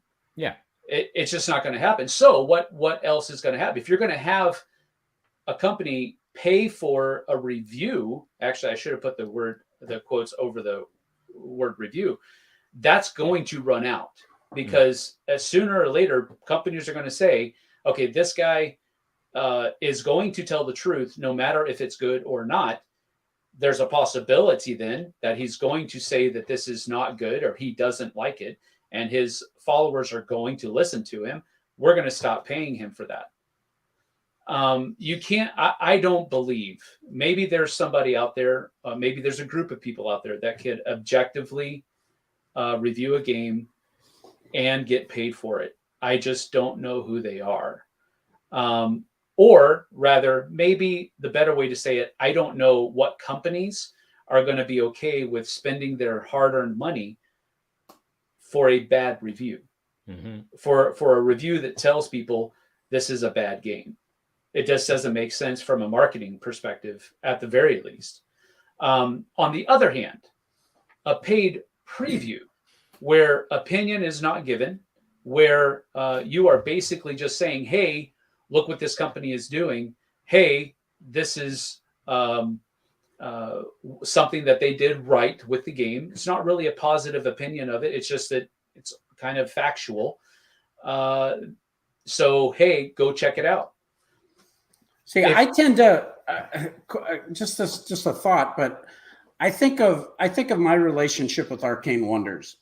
They are very dear to me. Okay, Brian Pope, the owner, Robert Geisinger, as people, they're dear to me. But I sincerely have loved so many of their games. Not every game that they've made.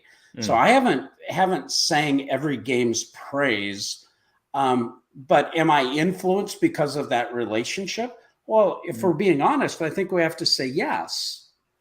There's not much money transacting between us, so that doesn't impact me from my own integrity anyway, and it wouldn't anyway. It's like, you can't pay me enough to make me lie. You know, it's not the way I'm going to feel about it. But if I'm going to talk about one of their games in a positive light, I'm going to tell you what I actually think about it. Yeah. And so for me, I get a little bit of disconnect when people are so skeptical and are so quick to accuse content creators of being influenced wrongly. Oh, they're being paid to do this, and that's just a lie. Yeah. Well. Here's the thing. I think if your review is, and I think this is where the rub comes from the audience's perspective. If it's a positive review and it's been paid for, how much of that positivity was paid for, and how much of that positivity was truthful, sincere, correct. And I think that's where the rub comes for the people watching in the audience. They don't know at that point how much of your positivity is real and how much of it is bought. Yeah. And that's where the skepticism starts coming from. If it's negative, and this is another thing that I really have a problem with, if it's a negative review, people tend to think, well, that's more honest than a positive review is, right? Yeah. Which is hogwash. You can buy negativity, I think, a lot easier than you can buy positivity, because people, if they don't like something, have a much harder time talking about how they like it than if they don't like something and talking about that they don't like it. Does that make sense? I personally, for our content, we like to stay positive too. I don't like doing these rant videos. Some people get a lot of hits by doing their rant videos, and I don't know. Sometimes I almost mistrust those, because those the creators that do the rant videos sometimes get so much attention for it. It almost like, why are you doing that then? I got so many views. You know, I'm. This is a quote thing. I got so many views. I'm just going to keep doing this.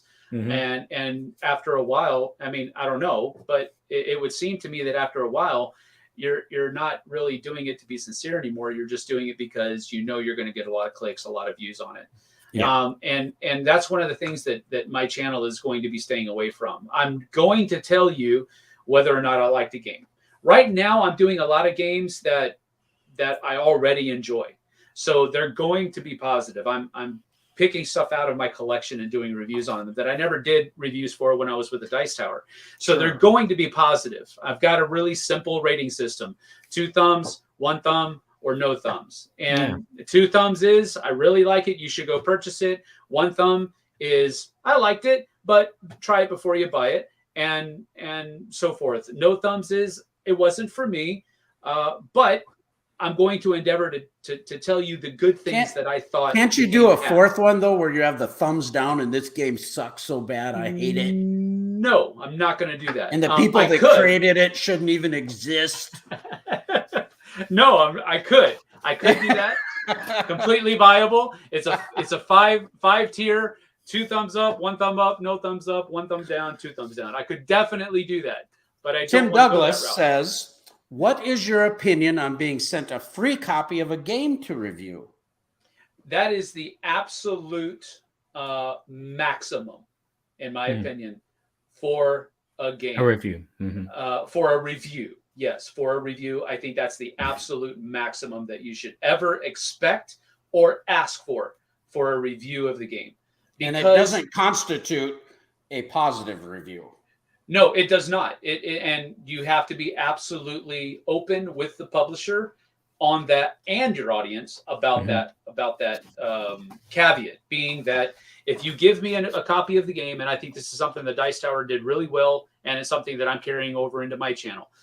I tell the publisher, if you give me a review copy of the game, I'm not even going to promise that it's going to get reviewed. And myself, I'm going to be a little bit more honest with that, because I don't have 5 or 6 people behind me that are also going to be reviewing games. So if you give me a game, I'll do my best to get to it, but I can't promise you that I'm going to get to it, because I might not be able to get to it. I will say this though, I already have games that I've purchased that I'm trying to get played, and it's really, really hard to get the game to the table, let alone have room to have time to shoot the videos and all that kind of stuff. So I am doing the best that I can, but I'm very clear with the publishers. And most of the time, especially those that have sent me games so far, Restoration Games is one of them. They sent them to me with absolutely no strings attached. But I did tell them I'll do my best to try to cover them, but I can't promise it. Well, and I think one thing you just hit on that's so important is transparency about the whole process. Absolutely. Yeah, you have to be transparent. If you're not transparent, people are going to wonder, what has he got up his sleeve? Why isn't he doing this? You have to be transparent. You have to be open. One of the things that we used to do with the Dice Tower is, like I just said, you don't ever promise that the review is going to be done. On top of that, you don't give a date by which the review is going to get done, because you have to have some type of wiggle room is the wrong way to say it, but you have to have margin, flexibility. And if something else comes in that's going to be a hotter topic at that point in time, give yourself the flexibility to do that and to capitalize on the number of views that you'll get from that review. Because at the end of the day, it is a business. You do have to not go in it blind and naive and say, I'm just going to do whatever I want to do and all that kind of stuff. You have to give yourself the flexibility to say, okay, this is going to be something that's going to get watched. So I need to do this before I do this other thing. It could be that other thing that you're going to wait to do, you're going to enjoy doing that more, but you got to do this now because it's more of a business decision at that point. Yeah, I think that's the thing that you need to do at the beginning is decide, am I doing this as a business or am I doing this for pleasure? Yeah. I myself started as a business, and I got to the point where I said, no, I'm going to do this for the pleasure. Because one of the good things that came from that is I was talking to Scott Alden. For those of you who don't know who Scott Alden is, he's the creator of Board Game Geek. And he is a very busy person. He doesn't get much time to do much, but he was interested in playing Skyrim. He had a copy of Skyrim, the board game. He watched my review. He took the time out to watch my review because he knew that I was not being paid. I'm not being pressured. I'm just someone who's just doing this for the pleasure. I'm making a video and explaining a game and what works and what doesn't work. And he took my advice, and that was such a lovely feeling that Scott actually watched my video to decide, this guy is open, honest, transparent about this game, I know now that this game is not for me. Yep. Yeah. Yep. And that That's makes cool. that's what I see my life is. I'm here to explain. But as you said, when you start getting free games, you do feel this pressure. Oh, I've got to get this game to the table. Oh, I've got to get this game to the table. Got to do a video. Otherwise, I'm going to let this publisher down. And Right. Well, that's part of the thing that Burky was talking about. If you're transparent about the fact that you might not get to it, and certainly you probably won't get to it in a certain amount of time. If you're transparent with the publisher before on the front end, you don't have that guilt. You don't have that pressure. Recently, there was a situation that happened in the industry that got a lot of buzz, and we don't really want to rehash it because we don't know exactly what had happened. But a prominent reviewer did make some videos, and then supposedly they were kind of negative or maybe not fully accurate or whatever. And then there was communication between the companies, and then it kind of turned into like a business conversation transaction, and money was involved. And then it was perceived as, the content creator trying to take money from the company or influence back and, forth. And it's kind of a long story that we don't have time to go into, but it created this extra tension out there, I think, in a lot of the content creators. Well, when is it okay to have a sponsored video, and when is it not okay? If you have a big channel and all of a sudden because you have a larger audience, that video probably is going to be worth more to a publisher. Yeah, no, absolutely. I sponsor a lot of channels out there for Game Toppers, and there are channels that are much larger that I need to pay more for because of their reach. And that's just advertising. Yep. That's not paying them to say something nice, though. That's advertising. Yep. That's correct. There's nothing wrong with advertising. Right.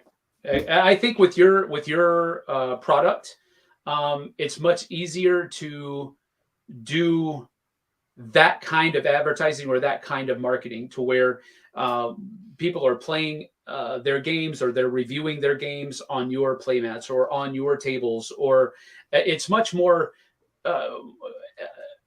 there's less of a opinion connected with that. I think where people where the muddy, the water gets a little bit muddier is where there's going to be objective opinions thrown about. I honestly believe that as long as the content creators are completely, we'll use the word that we've been using, transparent about the fact that the content you're about to watch has been paid for, that I think alleviates some of the onus that is on the content creator, that you are letting your audience know this is content that has been paid for, that has been on YouTube. There's a button when you upload your video. It says, "Is this contain paid product?" Yep. And you click on yes or no. Yes. And then it pops up in the beginning of the video, so your viewers know. So it does. Yep. So do you feel that way about, like, say someone was going to sponsor your channel? You feel the same way then about, okay, this is sponsored now. It's enough to say, hey, it's sponsored, so you can take my opinion with a grain of salt, or we're all adults here, aren't we? Yes. I mean, we don't believe that when you drink a bottle of Coca-Cola, Santa Claus is going to turn up, do you? But Coca-Cola will keep showing that video. Well, here's the thing. I'm just starting out on my own, so I don't know how this conversation will evolve in the future. But the way I am thinking right now, and the way that I foresee myself thinking about this in the future, is that you don't have sponsored content, or you don't have sponsors for products that you're going to be reviewing, if that makes sense. For example, how do you do that? So If say I you got ask- Arcane Wonders, then you're not going to be able to talk about Call of Duty. Negative. No. Here's the thing. I don't have people that are constantly sending me money, because that's what I view as a sponsorship. A sponsorship is something that is ongoing. Yeah. I think I will be able to, and again, this is all not subjective, but there's nothing set in stone for any of this to happen. But let's say, for poops and giggles, if we can say it that way, let's just say that Robert asks me, hey, will you do a paid preview of Call of Duty for our Kickstarter? He hasn't asked me that, and there's nothing ever anywhere about that. But let's say that he did. And I agree to do a paid preview of Call of Duty for their Kickstarter. Then, after the Kickstarter's over, after it's released, do I have the freedom to then review that game on my own? Let me ask that question to you. That's a good question. Personally, I think you do. I do as well, because the review has not been paid for.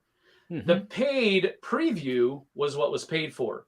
And that's going to be void of opinion, then, subjective opinion. That's going to be void of opinion. I'm going to tell you what mechanisms work together from a almost objective point of view, because some mechanisms work together better than other mechanisms work together. I think, in my opinion, that would be an objective thing that I could say about the game. I'm going to leave out, though, I like this game. I think that this game you should go purchase. I'm not going to say any of that in a paid preview. But in a review, I would say. Doesn't that happen, though? Possibly. It's like I'm just thinking about a lot of the people that I listen to. Several of them, I know that they've either been given the game or been paid, and then they've just loved it so much that they can't help but show their enthusiasm for the game. It is difficult. It is difficult to suppress your like of a game, but I think it's also equally difficult to suppress your dislike of a game, which is the crux, the challenge for doing previews. If you're honest, you have to keep both of those to a minimum. You have to talk about the game in a positive light, because it is a commercial that you're making for the game. You're not saying that it's worthy. I guess I've never done a preview. Well, I've just done my first preview, and it was hard. It was super hard, because this is a game that I actually do enjoy playing, but I had to keep my enjoyment of the thing to an absolute minimum, because that's not what they were paying me to do. They were paying me to simply highlight what their project is going to be about. Mm-hmm. That's it. I think about when Foundations of Rome came out. I actually backed the Foundations of Rome Kickstarter twice, two pledges, because I wanted one for my daughter and I wanted one for myself. And of course, Arcane Wonders was the sponsor of that game, but I played a prototype of that game before it came out, and I loved it. I just loved it.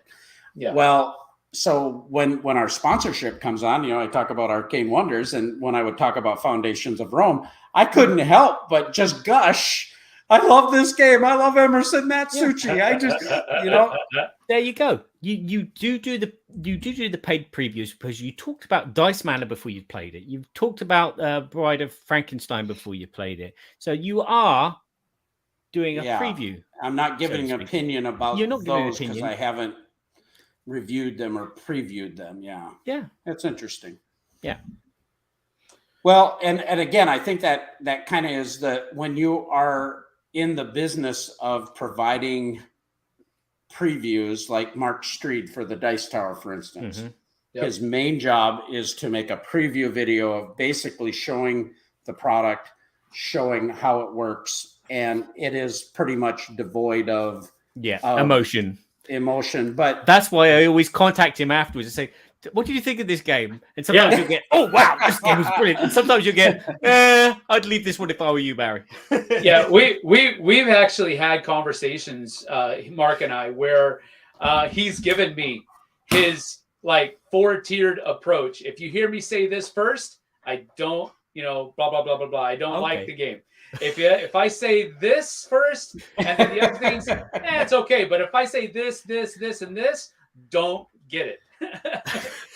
He's actually trade secret. To me, so, yeah. We had Chris Ballinger, a good friend of mine, backer of Game Toppers, but he put in the comments, sponsorships I can't speak to, but as far as content on a review being good or bad, some responsibility rests on viewers. Yeah. To me, a review is an opinion, and I look for many. The decision is then mine. And I love that perspective, because he's saying, well, you don't, just because someone says something good or bad, you don't have to believe it. You can do your own research. That is correct. Find out if you like it. Yeah. And there's usually a dozen previews on any one given product. So if like my tastes align a lot with Sam Healey. Mm-hmm. Yeah. So when I'm going to listen to Sam's reviews, I'm also going to know that, hey, he likes these skirmish games. He likes combat games. He likes World War II games. He's going to probably feel positive about it. And because I know his tastes a little bit. So I'm going to gravitate to his channel and probably believe him more readily because our tastes align. Yeah. And taste is different than truth. Yes. Yes.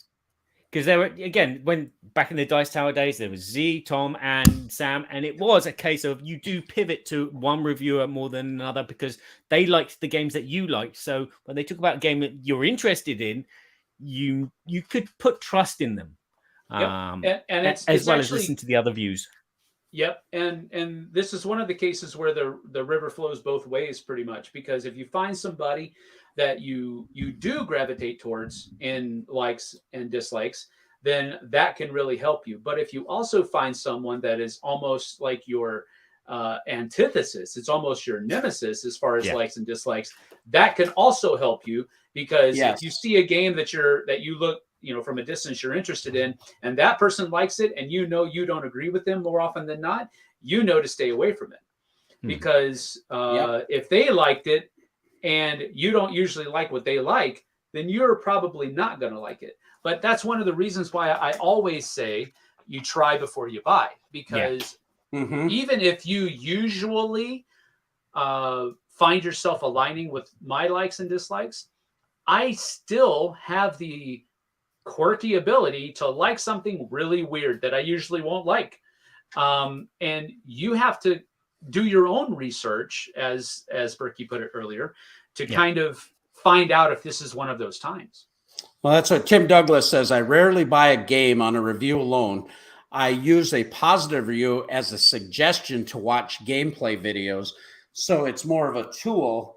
And I think we're going to close with this one thought so that we can wrap this thing up here. But the concept of hype and in order for Kickstarter, especially crowdfunding, GameFound, whatever, there's so much importance put on the hype machine.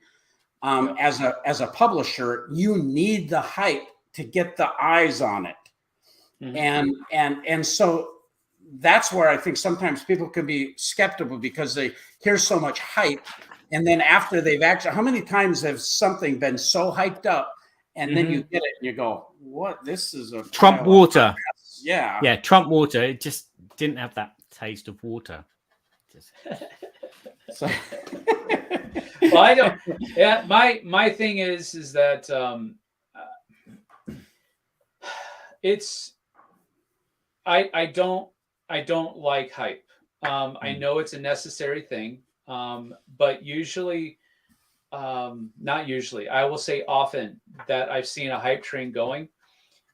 A few months after that product's out in the wild, where is that hype train at?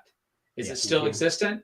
Because I think that's more of a moniker that the hype was real than if I'm not seeing anything about that game anymore, then that leads to, well, maybe that was too much hype. And we gave that game more credit than it was actually due.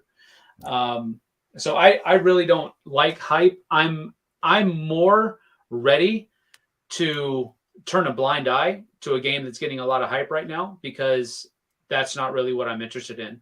I know we talk about it often, but the cult of the new is really out there. It's people that, and it's not malicious, I don't think, but there's people that just have to consume the new stuff, new,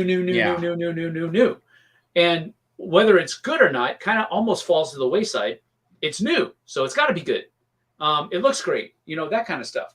I fell into that trap with with Tribes of the Wind, but I self-inflicted that trap because I love Vintage Traits artwork so much that I don't care if it's good or not. I just want the artwork because I'll set it up and look at it and go, wow, that's really cool. I don't even have to play it because I like the guy's artwork so much. Same thing with Piero. No, I don't. I'd love to see the review video of that. So here we go. See, look, isn't it pretty? How does it play? I don't know. I don't know. Well, tell us this, just your parting remark here, and then we want to give a little bit of love to your channel here and where people can find you. But if you were giving advice to a new content creator or an existing content creator, what would you recommend and advise them regarding this topic? Regarding this topic, I would absolutely just say remain honest, remain truthful, remain sincere, be who you are, not what you think people want you to be. I've asked the same question. It's actually one of the questions that I ask the board game store owners. What advice do they have for somebody that wants to open their new store, a new store? And so far, 2 for 2, it has been at least a slight derivation of this answer. Be true to yourself. Know what you want to offer the community at large and stick to that. And hopefully what you want to offer is going to be honesty, is going to be integrity, is going to be truth.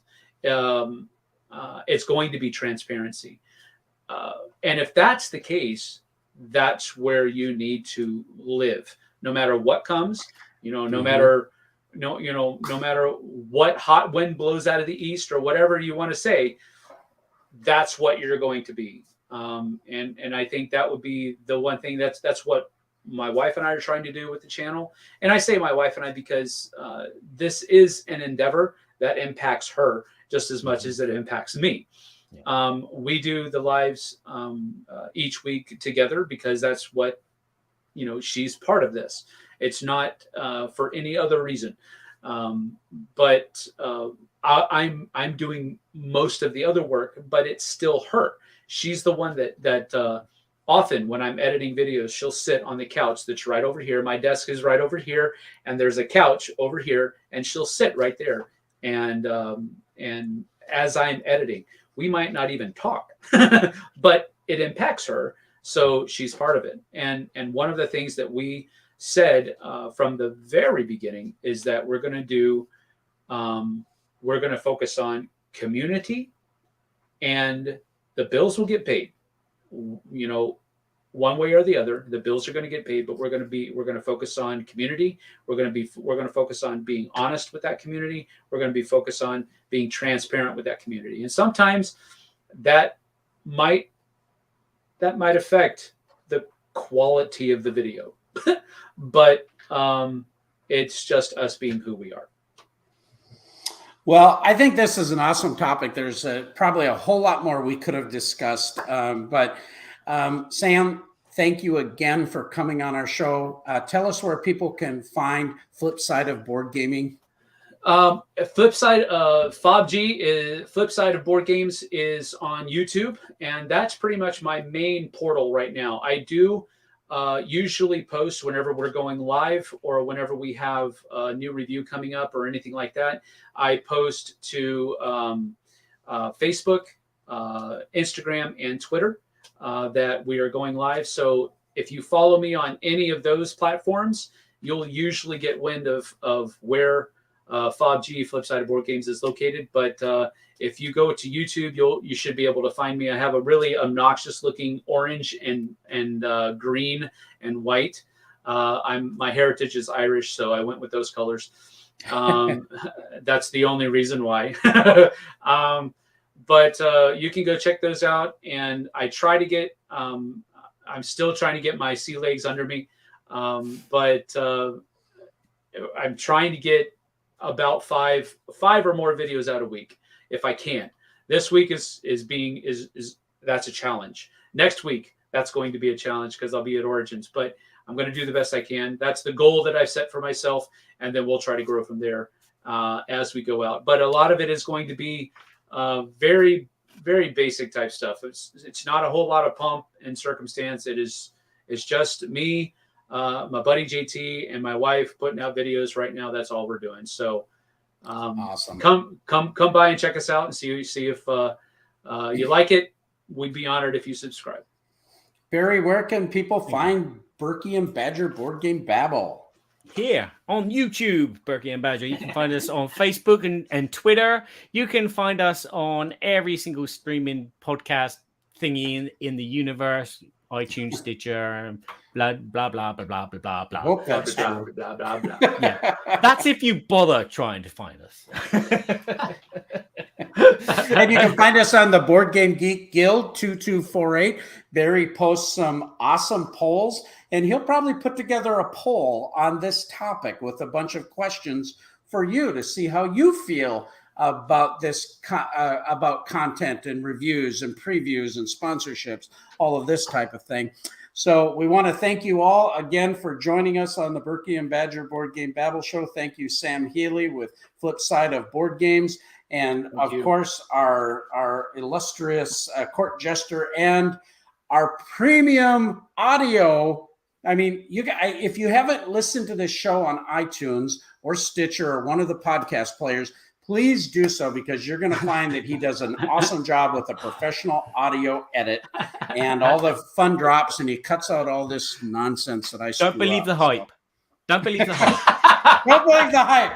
I was What a paid to do tie-in. that, by the way. He sponsors me. Okay, he doesn't sponsor me. Full transparency. Thanks, everybody. Have a great time gaming, and we'd love to see you at the Origins Game Fair, booth 2042. Come and check out Game Toppers. Check out Arcane Wonders at booth number 700, and then come and see Sam Healey at the booth, too. Yes. Can't wait. All right. Thanks, everybody. I'll push the button.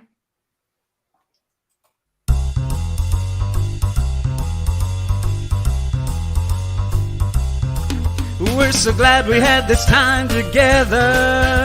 And now it's time to go. It won't be long until we have another show. So keep us in mind, get online. Burky and Badger will be back in no time.